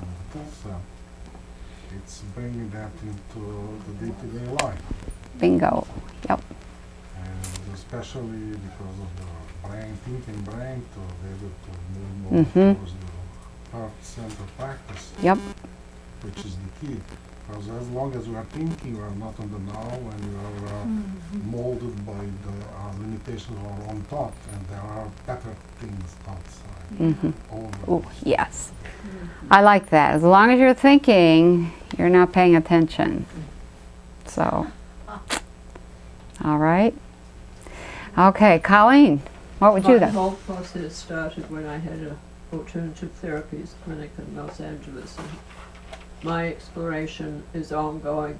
What is happening in various diseases? Where's it things that Western medicine doesn't know anything about? Okay. So I would like to continue that and my healing abilities. Okay, excellent. How about you, Dan? Well, I feel that for me it's the basis of healing. And healing Okay. will open up everything. Yep. Okay. Healing other people as well as yourself? Yes, of course, you have to heal yourself. Yeah, okay. You know, so, yeah. All right. But, Yeah. so put that hand up and heal. Okay. So. Yeah. All right. How about you, Frank? You just made me think of something else. I'll tell you the first thing first. Okay. So I've run a number of past life experiences. I'd like to go to one that was particularly of high energy, way back on the track, and run that more. Okay. Then the other thing that came to mind as he was speaking is that there's a common word amongst all people. Yep. And if you were to have a positive effect on this life force, the continuing of the life force to future generations, it would be health. Very nice. Oh. You see, if you go out and talk to a perfect stranger and talk to them about anything that you might think they might be interested in, Right. chances are, if you don't say something about health, that you'll disconnect with them in that conversation. But everyone is interested in either being helped or helping. That's right. And so, if your general tone and intention is to offer help, or to see if that person wants to help, then you started a relationship that can be built upon. Okay. That's nice. Yeah. Okay. There's a key word in there. Okay. How about you? What was your question? Okay. I think it was something along the lines of What would you like to try next? Right. Where would you like to go? What would you like to be able to try and explore? If you're on your own, nothing. Okay? All right. I've traveled the world. I've studied many, many different teachers. I have spent my life doing. I've come to the conclusion that the best thing that I can do for myself, and probably the most advanced thing I can do for myself, is nothing. All right. Okay, just be. Okay, excellent. How about you, Roberto? Well, I would just be continuing my what you're already doing? endeavors, which my belief is that the purpose of life is to experience God realization. The problem with that is you're not going to. That cannot happen until you first experience self-realization, and that is a big deal. So, in pursuit of self-realization is where I think where you go. Time should be spent. Self-realization. Okay. Nice. Yeah. How about you, Kath? I'm like to look into the water practice. I think I'd like to, you know, learn Yeah. a little bit more about that because it sounds like it would intrigue me more and more. It's well worth it. You So- know? Yeah, okay. It's like, you know, look into things and you don't know what's gonna, Right. you know, click with me until I've at least explored it. Okay. How about you, Don? Yeah. I think I'd like to get, like what Terry says, more of the experience. I've kind of left brain and I've read all this stuff, and it's getting to the point where I Very pick up a book good. and I'd say, well, there's just a little bit that might be new, but most of it is all That's the things I've right. been through. So I don't know. I'm thinking about this Kundalini, but I'm not too sure on that one.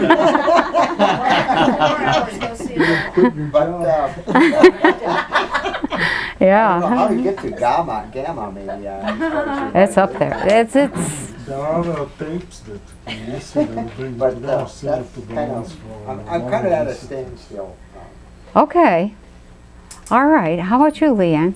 I'm in the process kind of shifting back into more of an experiential. I mean, I've been doing it throughout the years, and I was Yeah. really heavy into a lot of experiential stuff and kind of Okay. you know, really amping up my abilities and energy sensitivity and that sort of thing. The Okay. 7 years that I lived in Italy, and then when I moved to the States, I kind of like pulled back on it a lot because I literally had the feeling there, like, which worked there, like having Okay. one foot in this world and one foot in another world, Yeah.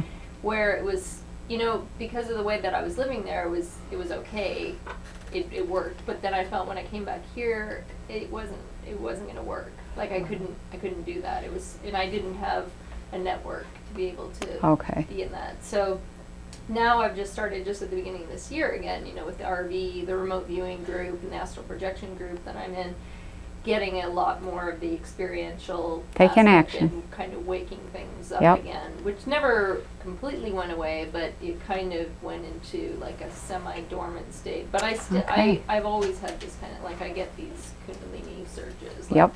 Whenever I'm, especially when I'm like, Mm, when excuse me. I get psychic information that's accurate. Okay, Stuff, it always yeah. is accompanied by that kind of surge, Okay. which is like Yeah. you describe it. So anyway, so I'm All just right. kind of opening up to that. Taking so action. I don't know where it's going to go. Very good. Now that you mentioned remote viewing and stuff like that, one of the exercises that we learn on this water practice with this teacher Max is actually consciously doing that. You have like an exercise you can just go other places. Mm. It's amazing. So it comes from Tibetan traditions that the monks can fly over there and just Yeah. go to remote places. And he teaches that to you, so you just practice it and you will be flying around. Wow. There's a lot of potential that we have yet to develop. So, how about you, Bob? What would you explore? Well, yeah, throughout my life, I've kind of studied, looked into a lot of different teachers and a lot of different practices and kind of dabbled in a lot of things. But just recently, Carol and I had discovered a particular teacher that really resonated strongly with both of us.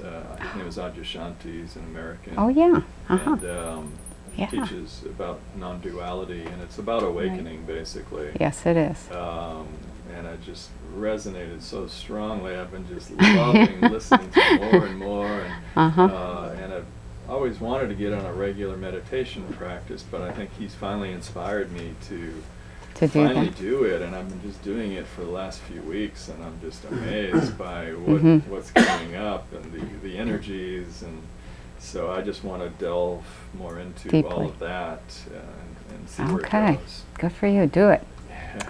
All right. How about you, Carol? Well, we have been doing this. I love the Adyashanti, but for me, it's different because I studied Buddhism for about 8 years. Really? And meditated quite a bit, pretty regularly. Mm-hmm. And one thing that Adyashanti does teach about is kind of relaxing and not making that grasping for getting a spiritual state, you know, or trying to get not grasping at that like we grasp other things that kind of we're always wanting to feed us. Right. And so, and along with some of the other Toltec teaching lessons that we did about, for me, I'd like to continue with just working with my thinking and not taking my thoughts seriously and trying to let go of some of that conditioning and that habitual kind of emotions and responses that kind of just block or interfere with, I think, letting that, letting myself just be who I am. Bingo. And, yeah. And that's been really great. And then I think the other part is Lois. I mean, there's a lot to be said for just being. Mm-hmm. And, you know, we hear it all, and being in the now, and, you know, just being with your own consciousness. I mean, like, just experiencing your own presence. That's right. More and more. Yeah.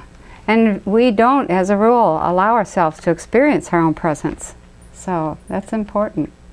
And that allows you to really let that energy or that consciousness come through this form. Mm-hmm. You know? Yeah. I mean, yeah, if you're not at home with yourself, ooh, you know, and how can you be at home with yourself if you're not aware of yourself? So you have to be present to yourself. One of the things I love about Adyashanti and Gangaji is they talk about becoming a lover of what is. Yeah. Yeah.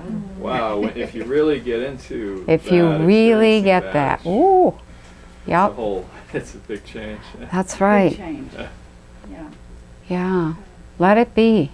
Let it be. Yeah. I'm also kind of interested in what's it called?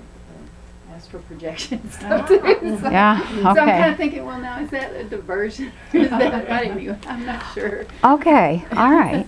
Hang on to that question. Okay. What about you, Rose? I have to read my list.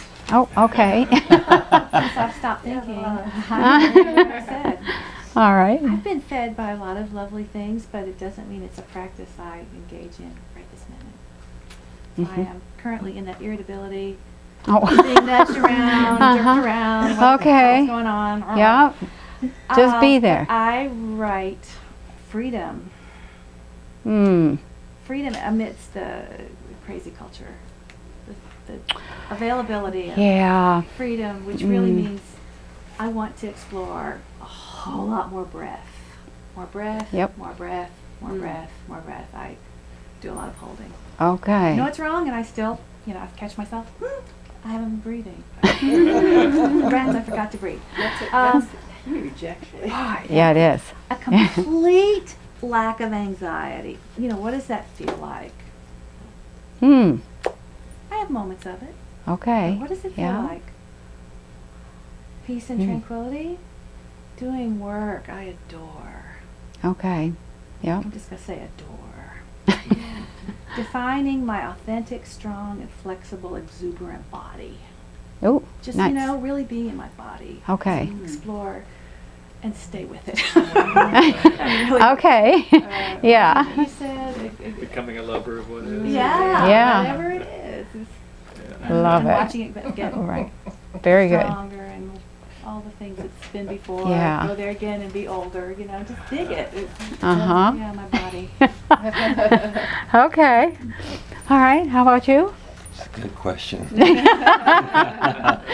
You want the long answer or short one? Oh, the short one. That's easy. Throwing off the shackles and discovering the same God that's within all of us, and assuming the power that goes with it. Very good. Okay. Power. Yeah. If I just made one, the talk of the consciousness and search, and is always, I find interesting to hear, because consciousness to me is let's say like a river, a strong river. Yeah, it is. And you don't have to look for it. You just have to release the bank. You have to push Let go of yourself the bank. off and find joy in every day, and it will come. There's no seeking to it. There's no expectations. Just you have to, like I said, release the shackles. Just release all those, because all our lives we're told more what we can't do than what we can do. And now it's a life lesson to figure out what I can do. Right. Very nice. Yeah. I like that. So this was very reinforcing to some of the things that I have worried about. Okay? May I just interrupt a moment? Yep. There's two guys out there. Oh, yeah, we forgot about you guys. Thank you. What's your chair there? Yeah. Is it Mary Beth? What's your chair right there? Yeah. She's isolated. Yeah. You should be able to see better. Put your chair there. She can sit in there. So.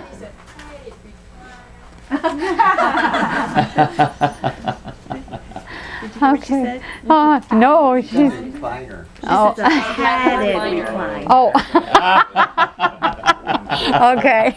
A padded recliner is pretty special. And far better than a padded cell. Yeah. Okay. So what's your answer, Oliver? What would you like to explore next? Usual suspects. It would be emancipation. Oh, okay. And the full Monty of it all. All right. So freedom, in a way. Yeah.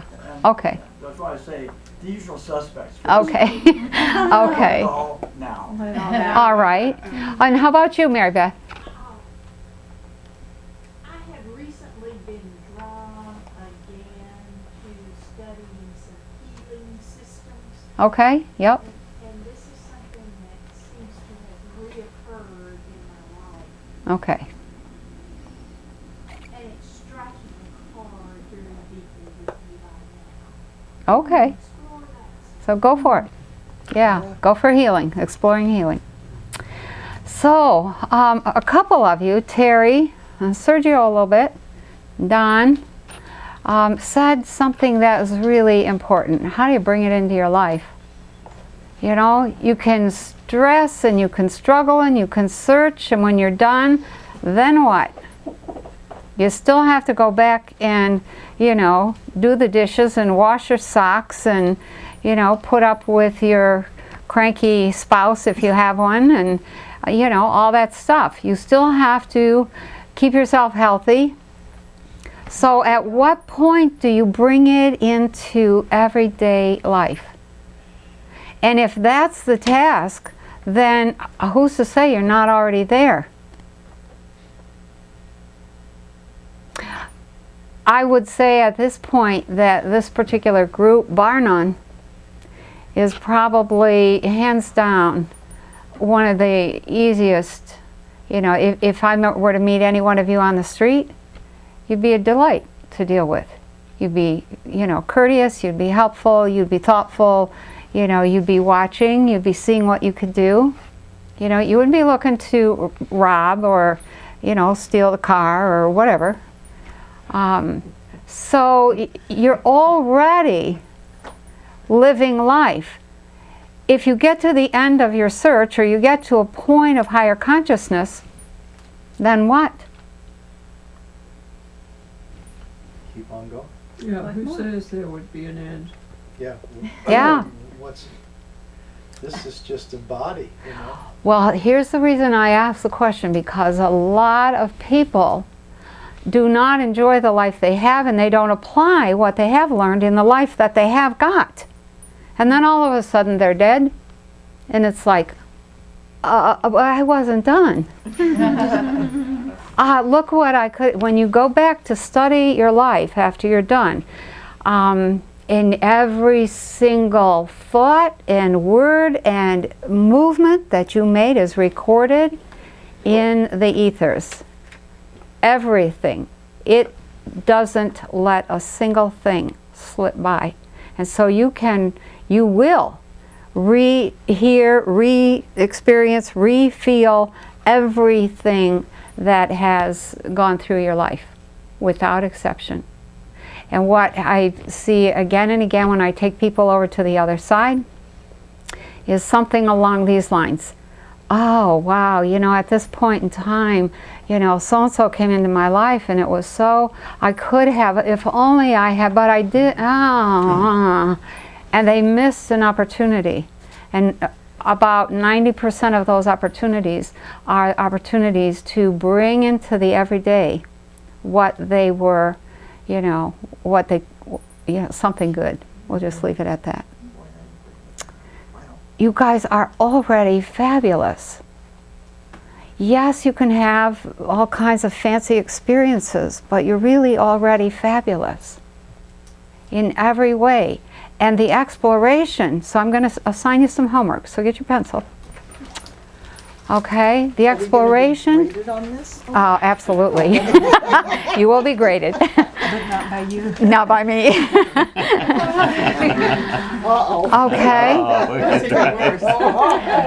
I want you to pick one day a week. It can be any day of the week you want to pick, and I want you to live what you already know.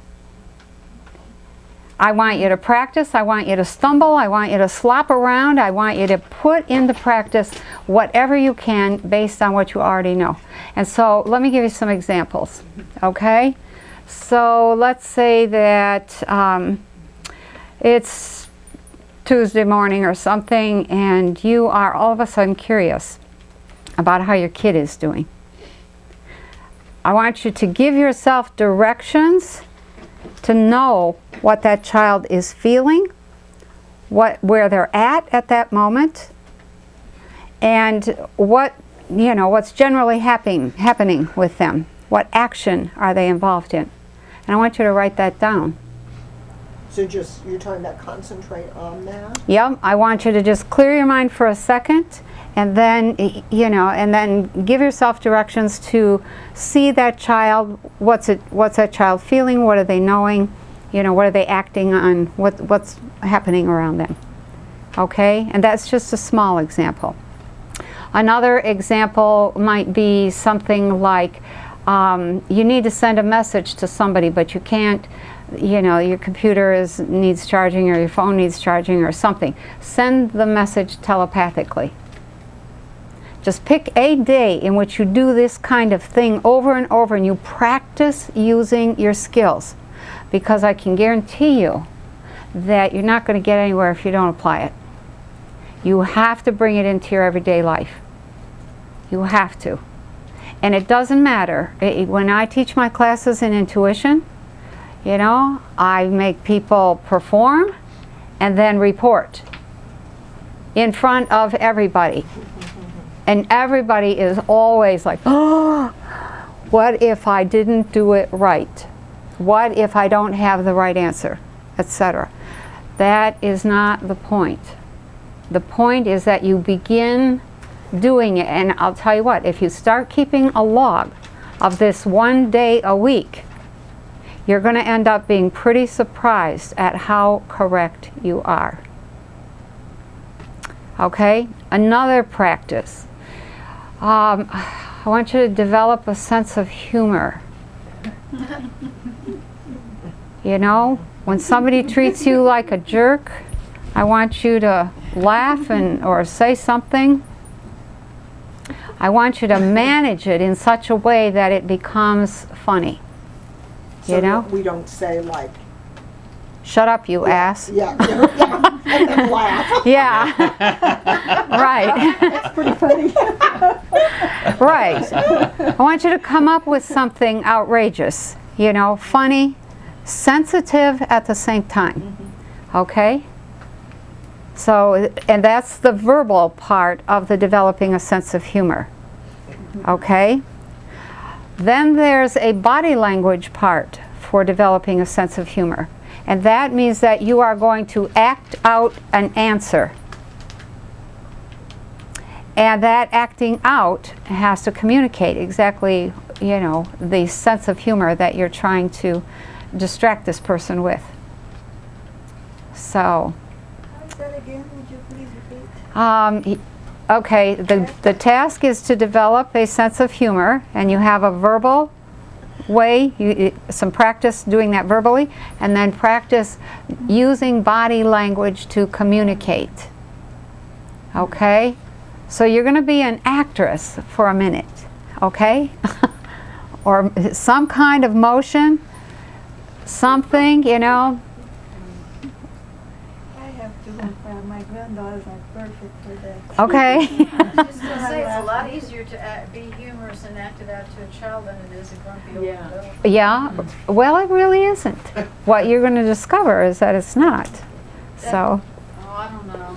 Some people don't have a sense of humor, they don't notice it. Well, you don't care if they have a sense of humor. Can you do You're developing the sense of a humor. little skit? Like If somebody, yeah, they like don't play come from something him. out. You be the person doing the Let's verbal see. and just get somebody to be. I'll okay. be the rude person. I'm really I mean, good at it's that. interesting because you do, because I mean, you do have an I'm from New York. expectation. That's right. A Jewish New Yorker. Exactly right. Sorry. Okay. Did you hear what Carol said? No. She said you have an expectation when you're being rude that you're going to be able to hook somebody. And I want you to not be hooked. I want you to hook them instead. And what that requires is that you have to take a stand. You have to take a stand, you know, and so I'm trying to think of a skit, you know, that I'm trying to think of some situations. You know, I have a son who is just a really neat guy. Every so often he gets pretty crabby, okay? So, you know, there are times when he comes in and he's complaining about something, whatever, usually something I did, you know. And so my response can be a whole gamut of things, you know. But my most common thing is to go, oh, you know, and to just really act silly. Or to get very, very serious. Oh my God, did I really do that? And I'm laughing inside, but he thinks I'm serious, you know? So what you're doing is refusing to be hooked by somebody. And what I want you to keep aware of as you go through this practice session, developing this sense of humor, this other way of communicating, is that it's time to apply the consciousness you do have, and you're all amazingly developed. So put that into practice, and you're going to have to devise ways to apply it, and I want you to be outrageous. You know? I have a good example. Very good. Yeah. You know, when I started teaching high school and I used the Brazilian system to grade, my students went berserk because they did very bad grades. They all came to me, it was a crowd around me, and then I said, Yes, exactly. everybody went to say, I said, I feel better now, thank you. Exactly. Yeah. They were very scared, and then I did the silliness again. That's I made right. Other funny, odd situation. Rather than be upset, I made it funny. It Then I said, diffuses. Thank you. I feel better now. Yeah. Silly. Very good. And they liked it, though. It's like, oh, it's a bad situation, but we can laugh about it. Okay. You remember Steve Martin? He used to go, what was I thinking? Yeah. Yeah. Okay, we're not done with the homework yet. Oh, okay. Okay. Okay, the next homework involves sex. Okay? Oh, with anybody? What? Okay. I want you to pick a day, or on this day, this one day a week. Oh. She's running out of paper? She'll remember it. Okay. There you go. All right, I want you to get turned on in some way. Either look at something, or talk to somebody, or recall something, or something. But get yourself turned on. And then I want you to walk around with that the rest of the day. I do a lot. Okay. It's actually. No, it's not awful. No, it gets in the way of a lot of stuff, trust me. It only does in the beginning, okay? Oh, I've been doing that. Nothing lights up your energy system if you are doing this consciously, like getting turned on and leaving yourself turned on. Really and truly. I mean, the next day you can have sex all day if you want, but for this one day, get yourself turned on and leave it. How many of you have ever been exposed to tantric practices? Couple? Yeah. By exposed, you mean actually, you're not just reading about it. Oh. Well, I was thinking actually doing it. Okay. All right. So the whole goal with Tantra is to, it goes like this, and I'm probably going to butcher this system, but it runs with the moon.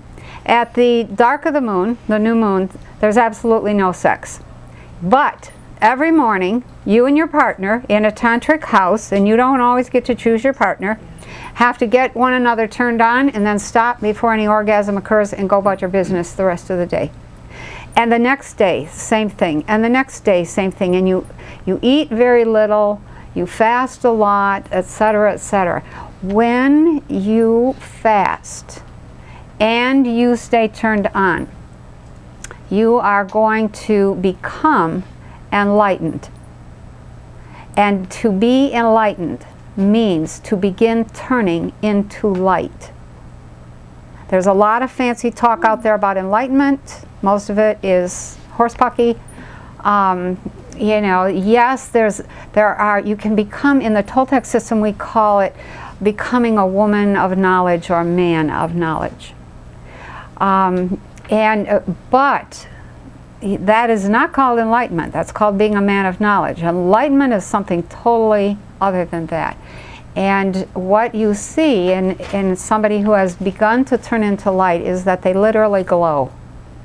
The whole aura lights up, and sometimes the individual does too. So as in a tantric house, as you get closer and closer to the full moon, you eat a little more, you get turned on a little more, until you get to the point of the full moon, and then I think it's for during the period of the full moon, you can have sex as many times as you want over the day because you have to release some of that energy. But then you go back again and you start the build-up, and so it's this cycle. And after a while, what you discover is that you are in an altered state of consciousness. Like Evelyn here was saying, it gets in the way. It gets in the way only if you're not breathing correctly and only if you don't have the right attitude. If you have the attitude that you are building your ability to hold a higher frequency, then by God, that's exactly what you're going to do. And you begin to wake up. And when, I think I said the other night, Tuesday, maybe? If I didn't, I should have. That heightened awareness is sexual awakening. You did. Okay, did I say that? Yeah. It's really important to understand that when you are turned on, you are like a live wire. And you are paying attention, and there's a sensuousness, not a sexuality, there's a sensuousness about your vision and your hearing and your feeling and the texture of things that is absolutely stunning. And that is part of that enlightenment process. That is part of that higher consciousness, is this amazing sensuousness. And that begins to then cross until you have transmodal perception, which is when you taste music and you see, you know, or hear a color, you know, or that kind of thing. So you have to begin taking yourself in hand and applying little exercises, little things that you would do. Now you can pursue your, you know, the things that you wanted to pursue if you like. But what I want you to do is bring it home. I want you to bring it into the everyday. I want you to start applying it. And I want you to keep a record of what you're doing. Okay, so you get a little notebook, and everything you do goes into that notebook, and it should be dated and timed. That is critical. Terry? Maybe you should describe what you mean by get turned on. I mean, when a guy hears that, he's thinking lust. What do you mean by getting turned on? Lust. Exactly. It may be a cultural thing, but that's been dissed so much growing up, like, especially the Christian mantras. Lust. Ooh, God knows what you're thinking. Yeah, you know, that's too bad. Programming that we just stuck in this. You have to buck your programming. You know, you're going to have to fly in the face of some of your old belief systems. And, you know, and when you get your notebook and you start this application process, and you literally start doing some of your own research, and you start recording what came up or what happened, what I want you to write at the beginning of that, the title to your book, is some kind of statement or affirmation about letting go of your old programming. There are a lot of terms that I think need to be let go of. You know, a lot of them are so confusing, they are meaningless. And so now let me go back to the, you know, the practice thing. So next piece of homework. I want you to begin giving yourself directions to remember your dreams. Some of you may do that, may have done that, etc., etc. One thing, this is one of the things that I think is really important. You know, when you have a dream, what you are doing is creating in another reality. That dream is an exact indication of what you're capable of. You are not going to have dreams of, you know, phenomenally higher consciousness and all that kind of stuff if you're not really in higher consciousness. So here's the premise that I want you to remember. You will create consistently in every single reality that you are in. And you will create at the level at which you're capable of creating. So when you have a dream, that is a window into how you are. Whoops, sorry there.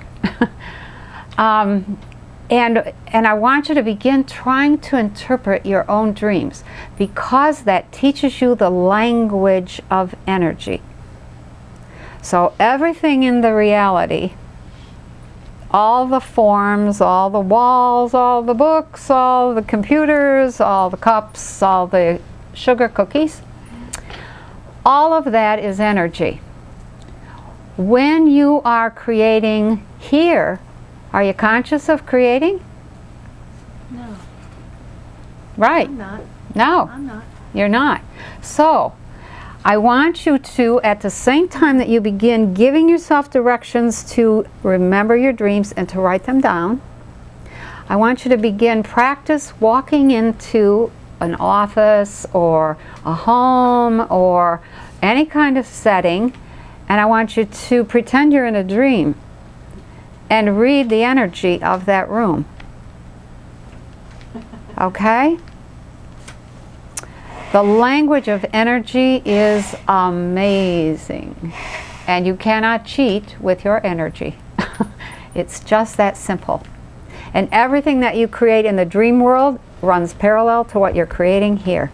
It's one of the things Castañeda said, and it is proven to be true in 35 years worth of research. You know, has pretty much made it obvious that, you know, the worlds run parallel, and you are going to create the same in all the worlds. So if you want to go adventuring into other worlds, you need to be able to read the energy in those worlds. And if you haven't practiced, don't even try to go adventuring. Yeah, Shirley? I noticed this, your little phrase or attitude or something, as I was reading your books. You frequently give yourself directions for That's right. blah, blah, blah, blah, blah, like your goals, your That's right. learning in something.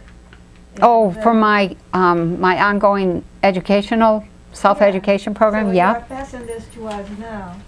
Okay. How did you get to this? Give yourself directions. Have you just get that by intuition that you should do that? Yeah, you know, if you're going to live consciously, you have to live with intent. And if you don't verbalize that intent, you're probably not going to pay any attention to yourself. So it's a verbalization of intent. Right. It's a formalization. It doesn't have to be verbal, it can be written. But it's a formalization of intent. And so when I first started out, it became very clear that I had to, this is another, let me switch my subject for just a second here. If you don't write down the intent that you had, when you enter into another state of consciousness, you won't remember. And if you set an intention for going visiting, or going looking, and you didn't write that down, when you come back you will not be able to remember what was the intent. Why were you doing that? What were you trying to see? What were you trying to discover? What were you trying to learn? That is, it's just like changing radio stations, you know? When you change dimensions, you're not able to really pick up you're not paying attention to what's going on here. You're paying attention to what's going on elsewhere. And that experience changes you in the same way that your experiences here change you. So you have to leave tracks, footprints, so to speak, as you move in and out of various dimensions. Yeah, but let me just complete that. Okay. That is an interesting way, like, of course, I experiment with that in many ways. Good. But give yourself direction. It's like, go and do that. It's like, how to say, open the possibility that you actually can do that. Sometimes we hold ourselves back. Right. And we won't do that even though you have the intention to do it. Oh, yeah. So Yep. that might be one of the best teachings that I'm getting from you. Okay. I haven't thought about that detail. Yeah. It seems that it has a aha. Right. I never tell my students what we're going to do when I'm teaching intuition classes. I just say, okay, close your eyes, you know, let's do this, let's go here, let's, you know, do that. And so they go and they do it. And then we're all done and I say, okay, let's go around the room. And everybody has to speak in my classes. Nobody can sit back and, you know, watch everybody else. And so they have to then say what they saw, what they experienced, what they heard, etc. And maybe I gave them a specific location to go to. So now they're afraid that maybe they didn't see the right thing. But when you have to speak your truth, right there you are changing your consciousness. You might not have seen the actual thing that I set aside or directed you to go see. But when you have to speak your truth and in the face of everybody else, and it's, you know, and sometimes none of the descriptions agree. But what happens is you begin to take a stand in your own perception. And that is critical. You have to begin to take a stand and be willing to see what is yours to see, and feel what's yours to feel, and hear what's yours to hear. One of the things that we did in the laboratory, and I didn't forget about you, I'll come back to you. We had a whole row of us that we were going to photograph something.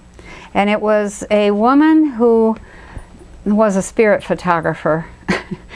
And she said, okay, I'm going to put a dagger of lightning in this guy's heart. Okay? So it's, you know, 1, 2, 3. Everybody's camera clicks at the one time. Half of the cameras had the dagger in the heart and half did not. Why? Person's perception. It was a camera. Pardon? It was a camera. Yeah, but wouldn't it still be the perception of the person holding the camera? That's right. Your equipment. They were pointing the dagger in his heart. Did he survive? Yeah, he was fine. That was her husband. You know. She does it often. Yeah, she did. She did. Never succeeded yet. Yeah, well, it was just it was a lightning bolt. You know, and we did that again and again and again.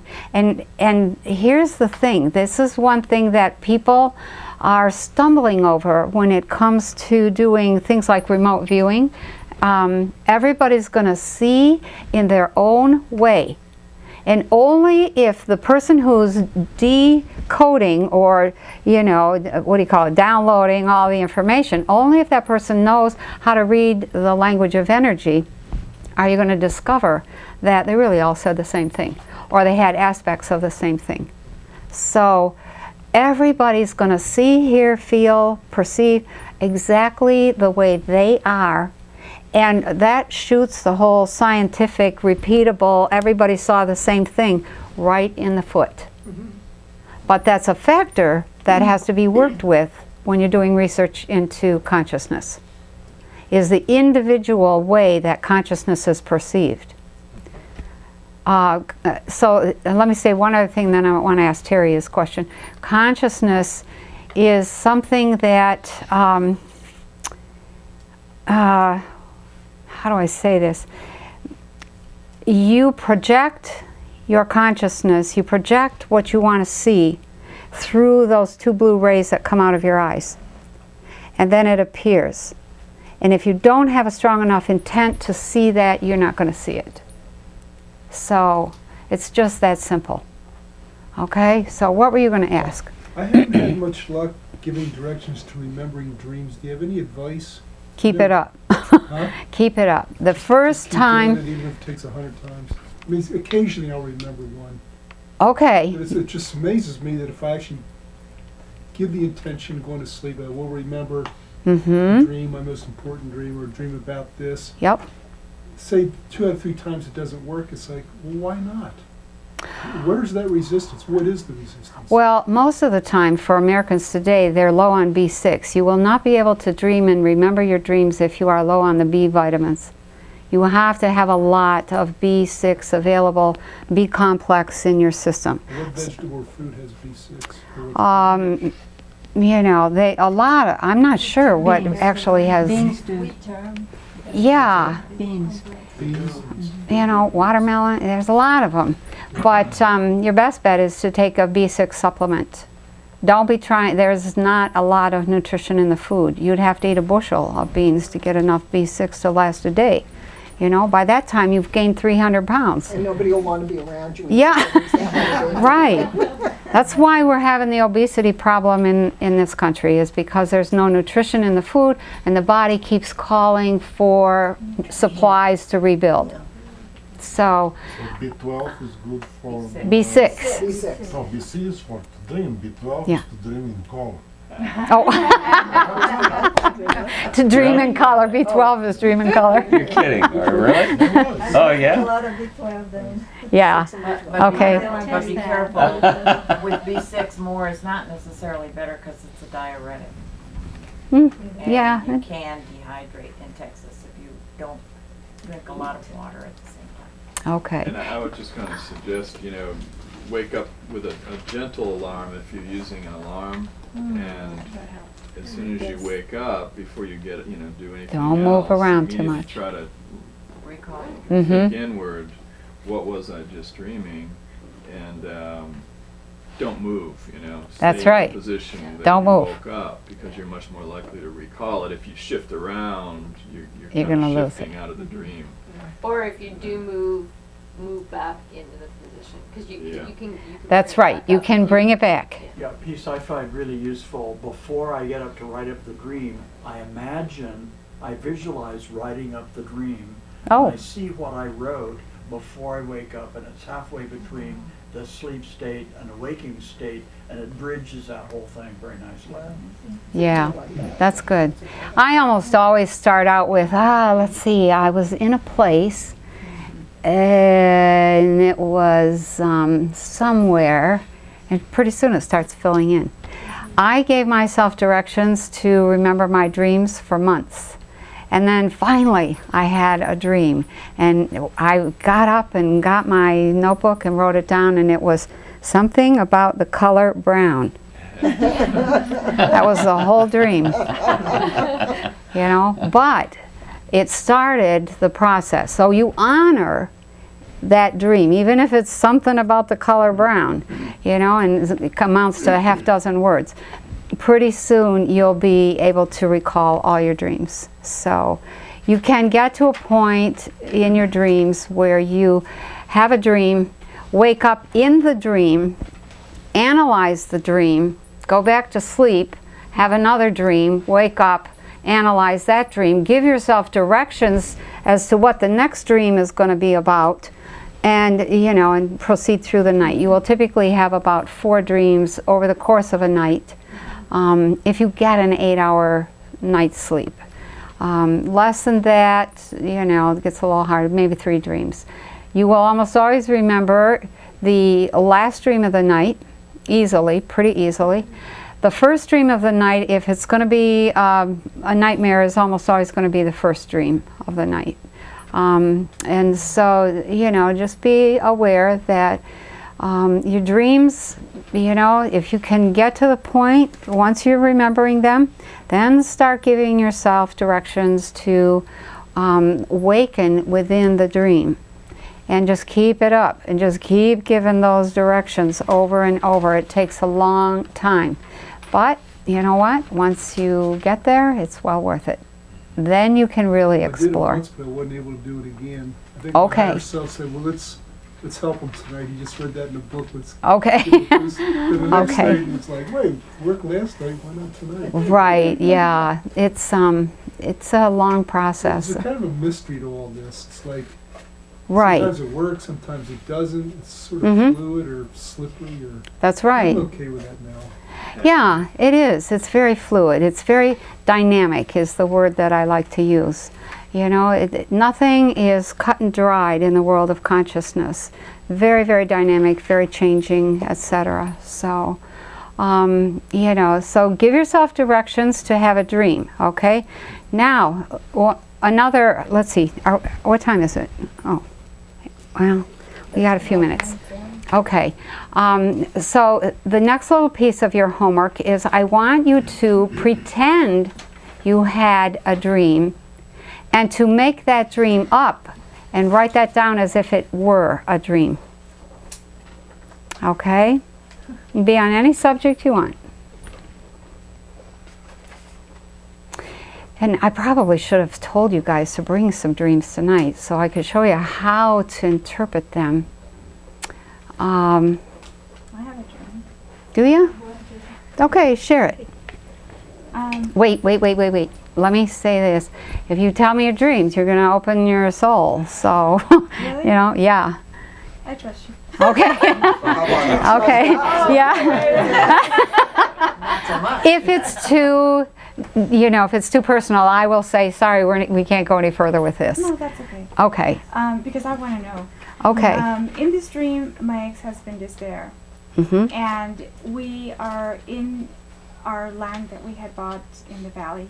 Okay. And it was a pretty big piece of land, but in my dream, we didn't own all of it. We owned just this part of it.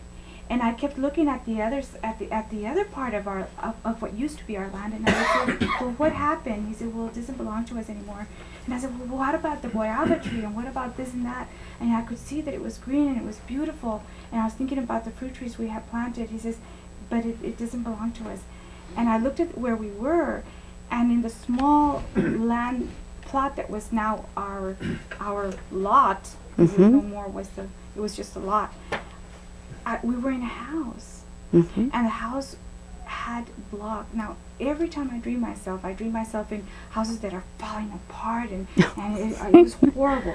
But this house had the semblance of really being a house. There was okay. The block was soft, almost like marble, and it was beautiful. Ooh. And the small area that was ours, when I looked back, it was beautiful. But as we came in from the garage, it was like the garage doors were coming down, and I was in danger. And then part of my clothing got caught, and it went down. And then he ran, and he jumped, and there was a crevice, that was about that much. And he extended his hand, and it was deep, and I was fearful that I was going to fall. And he extended his hand, and I didn't trust that he would give me his hand. Yeah. I trust that I felt that he was giving me his hand, but if I jumped and grabbed the hold of him, that he would pull it back, and I would fall into the crevice. And I didn't believe him. I didn't believe him. So I was, and then I woke up. Okay, yeah. What was his name? Gilbert. Gilbert. Okay. All right. Basically, that kind of dream is just simply exactly what she talked about. It's about trusting whether or not he's really going to give her his hand. Giving someone your hand is a marriage vow, is a marriage action. It's a step in that direction. And she's got this, they bought this big chunk of property. In real life, you own the property, right? Yeah, so the dream is telling her that all of a sudden this, the size and the shape of the place, of the location where they lived is going to shrink to just a lot, which means that it's her lot in life to be losing something.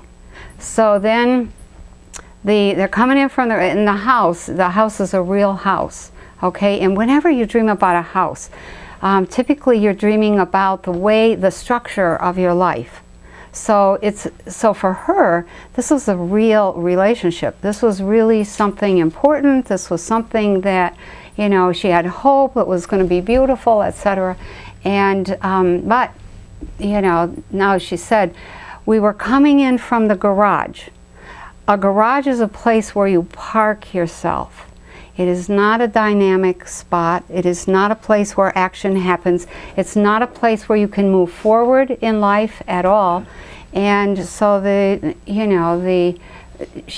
garage door is coming down, and it catches on her clothing, and she's caught, and all of a sudden this crevice opens up. And a crevice is it's a hole. It's a spot where somebody can disappear into. And, she's hoping that he's going to give her his hand. So what this dream is telling her is that she should know that this relationship is not permanent. This relationship is going to be over after a while. Either she or he, and probably she, is going to fall into this crevice, and he is not going to come through, pull her through. He is not going to keep his hand in hers. And she doesn't, and the dream is telling her, you already know that you shouldn't be trusting this. So she didn't. And so somewhere along the line he evidently went and became an ex-husband. So dreams are very, very prophetic. It's just one of the things that we do when we're out there dreaming, is we allow ourselves to know what's coming, what's going to happen, and how you're going to feel about that. So, I have had tremendous amounts of information that I've gotten from my dreams. So, and there's a few other things I could say, but I don't want to drag it out too long in terms of dream interpretation. But, when you begin to dream, I've had people say to me in a public situation, well, I didn't really have that dream. I just made that up. It doesn't matter.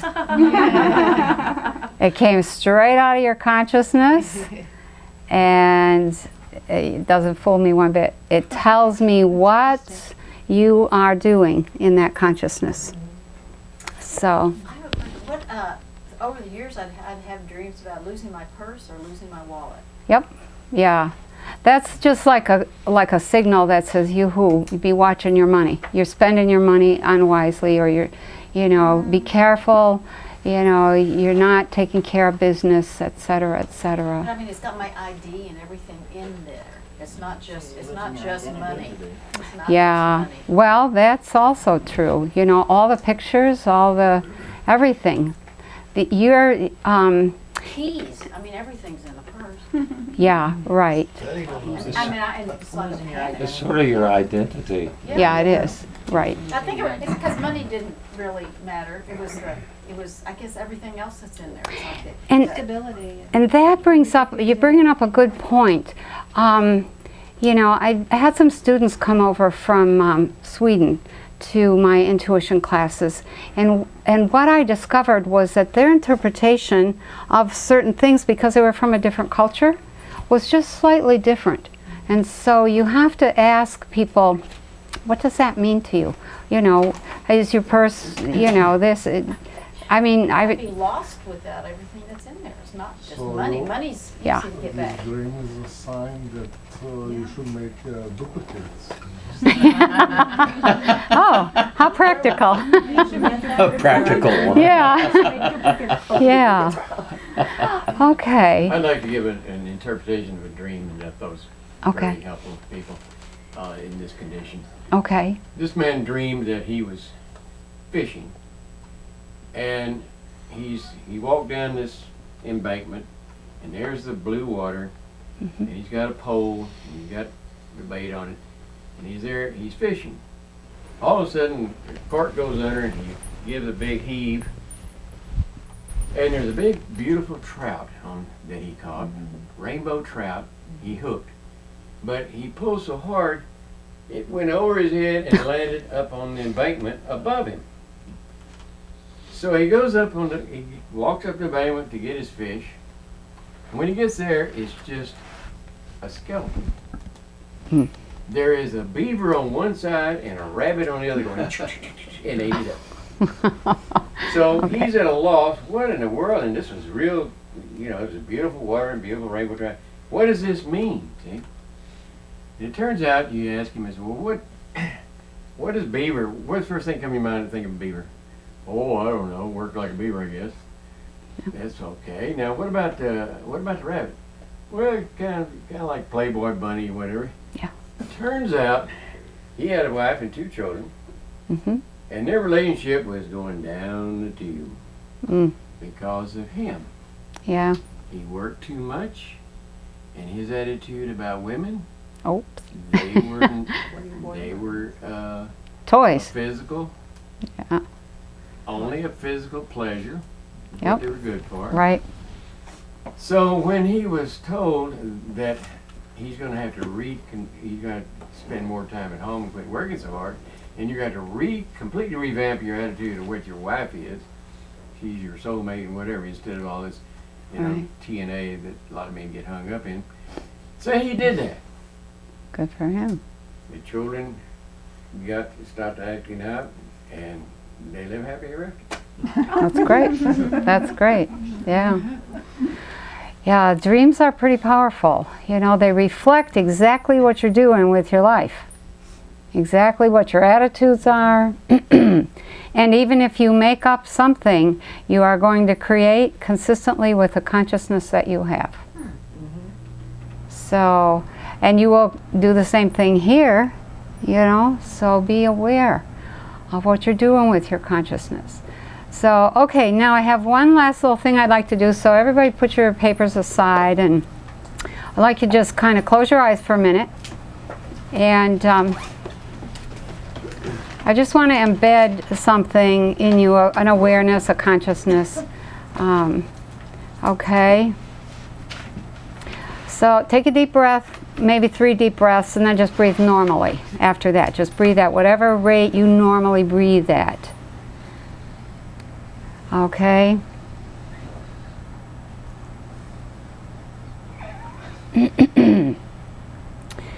Okay, once you're just breathing normally, relaxed, etc., I want you to envision your body.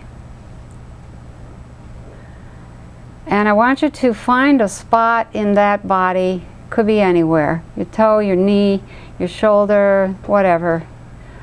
And I want you to put in that place permission to become a being of higher consciousness in your own way. So you're literally going to say, I give myself permission to become a being of higher consciousness, and to do that in my own way. Then I want you to go up to your heart And I want you to imagine that you're taking that heart out of your chest and you're examining that. And I want you to see that inside the heart, I want you to see a little door on the front of the heart on any of the chambers. I want you to open that door and I want you to see and look inside until you can actually see this beautiful golden white light inside that heart chamber. When you can see that beautiful golden white light in the heart, then put it back inside of you and let it begin pumping that white light, that golden energy through your entire system.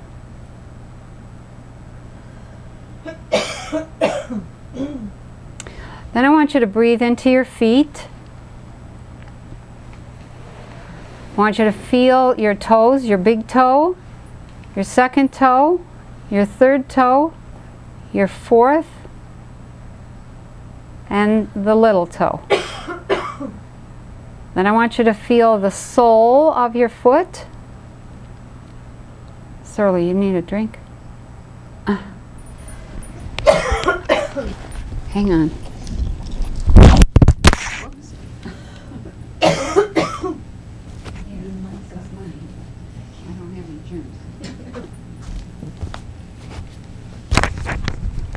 So, you're breathing into your feet, okay? And in the sole of your feet, you can either put it in a toe, or you can put it in the instep, or you can put it in the heel. But I want you to give yourself permission to stand in your own consciousness and to express that consciousness your way in this world, because that makes a really interesting world. Literally feel that permission, tuck it in somewhere in your feet. You have permission to stand in your own consciousness.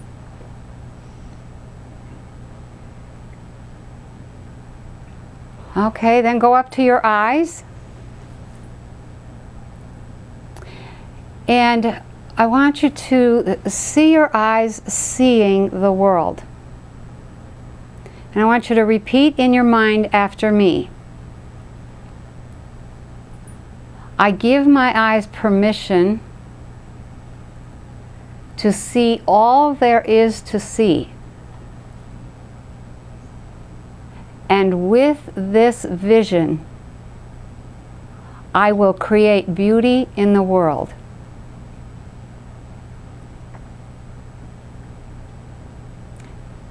And then go to your ears and hear your own silence. Just be immersed in that silence. And then give yourself directions by repeating silently to yourself after me. I give myself permission to hear all that there is to hear. And with this hearing, I will help those in need, but especially I will listen to myself.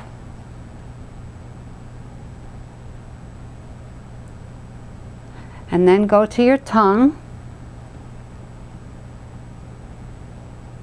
And in that tongue, I want you to embed permission. So repeat after me. I give myself permission to speak my truth. And with this truth, I will be gentle. I will be thoughtful. I will be funny. And I will not back away. And then go to your hands. And in your hands, left hand, right hand, embed permission to heal. And so repeat silently after me. I give myself permission to heal everything that is mine to heal. And with this gift, I will heal myself first, and then do what I can to heal the world.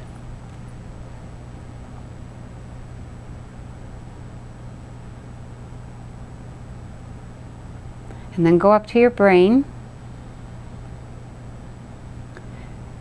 And in your brain, I want you to give yourself permission to put the world together anew. So just repeat silently, I give myself permission to reorganize my world.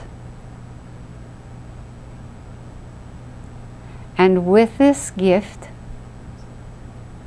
I will create a world of beauty, grace, truth, joy, and peace. And then finally go to your stomach. And in that stomach, I want you to embed permission to take care of yourself. So you're going to repeat silently, I give myself permission to eat what is good for me, to drink what is good for me, and to take care of myself first. And with this gift, I will be an example for others. Amen. So, okay. All right. So I was watching some of your lights. You're pretty experienced, most of you. So, okay. So just be aware that when you do these little simple things like that, they don't just, I mean, it's not just an exercise, you know, the actual guiding of your consciousness, you actually experience that inside of yourself. So the guided imagery, this is an important piece. Guided imagery does not just symbolize something, it doesn't just symbolize an experience, it contains the experience. That's very, very important. So whenever somebody's doing guided imagery with you, be sure that you know, that they know what they're doing. So, okay. I've got an announcement. Go ahead. When you're done. Yeah. Okay. So at least for fun, I work with People's Pharmacy, the Wellness Center. Oh, okay. And I'm going to start laughing yoga classes again. And they're a great way to heal, feel good, feel relaxed, and get incredible energy. Yeah. And so if any of you are interested, let me know, and I'll give you the phone number, and it'll be on a Wednesday or a Thursday night, I'm not sure which night. And we'll probably do it a couple of times a month. We were doing it every week, and it's hard for people to get there every week, but we do it a couple of times a month, it would work. So why don't you repeat your name and the phone Okay, number? Evelyn, Evelyn, Talmadge, Talmadge. And the phone number for me is 799-6677. And so if you call me and leave your name and number if I don't answer, because I also do health coaching, so I can't always answer, I will get back to you and let you know when we'll start. But it's a great way. It's so outrageous. Yeah, it is. Yeah, and I do it a little bit differently, which is why Laughing yoga. Yeah. Okay. There's All a lot right. of improv in it too, so we can get pretty darn crazy. Okay. Yeah. All right. Well, I send you out into the world to do your homework. This was not the program that I had planned, but, you know, Wonderful. hopefully. It was wonderful. Okay. All right. Thank you. And, you know, I wish you all the best. I just you know, you have a wonderful community here, and I am so jealous. Yeah. So move your farm here. Yeah. I know. I'm thinking about selling my farm because I just am overwhelmed by all of the work there. So yeah, I'm looking for a spot. So this is one of my favorite spots. And there's Sorry, I land told you about Rick sales. Perry. Oh. The politics. Sample that. We gave you Rick Perry and all the books. That's okay. This guy named Cruz too. Oh, wow. This is really kind of impromptu, especially since I wasn't able to do. Okay, well, thank you. I appreciate it. I send you out the door. Practice, practice, practice. You guys, you're welcome.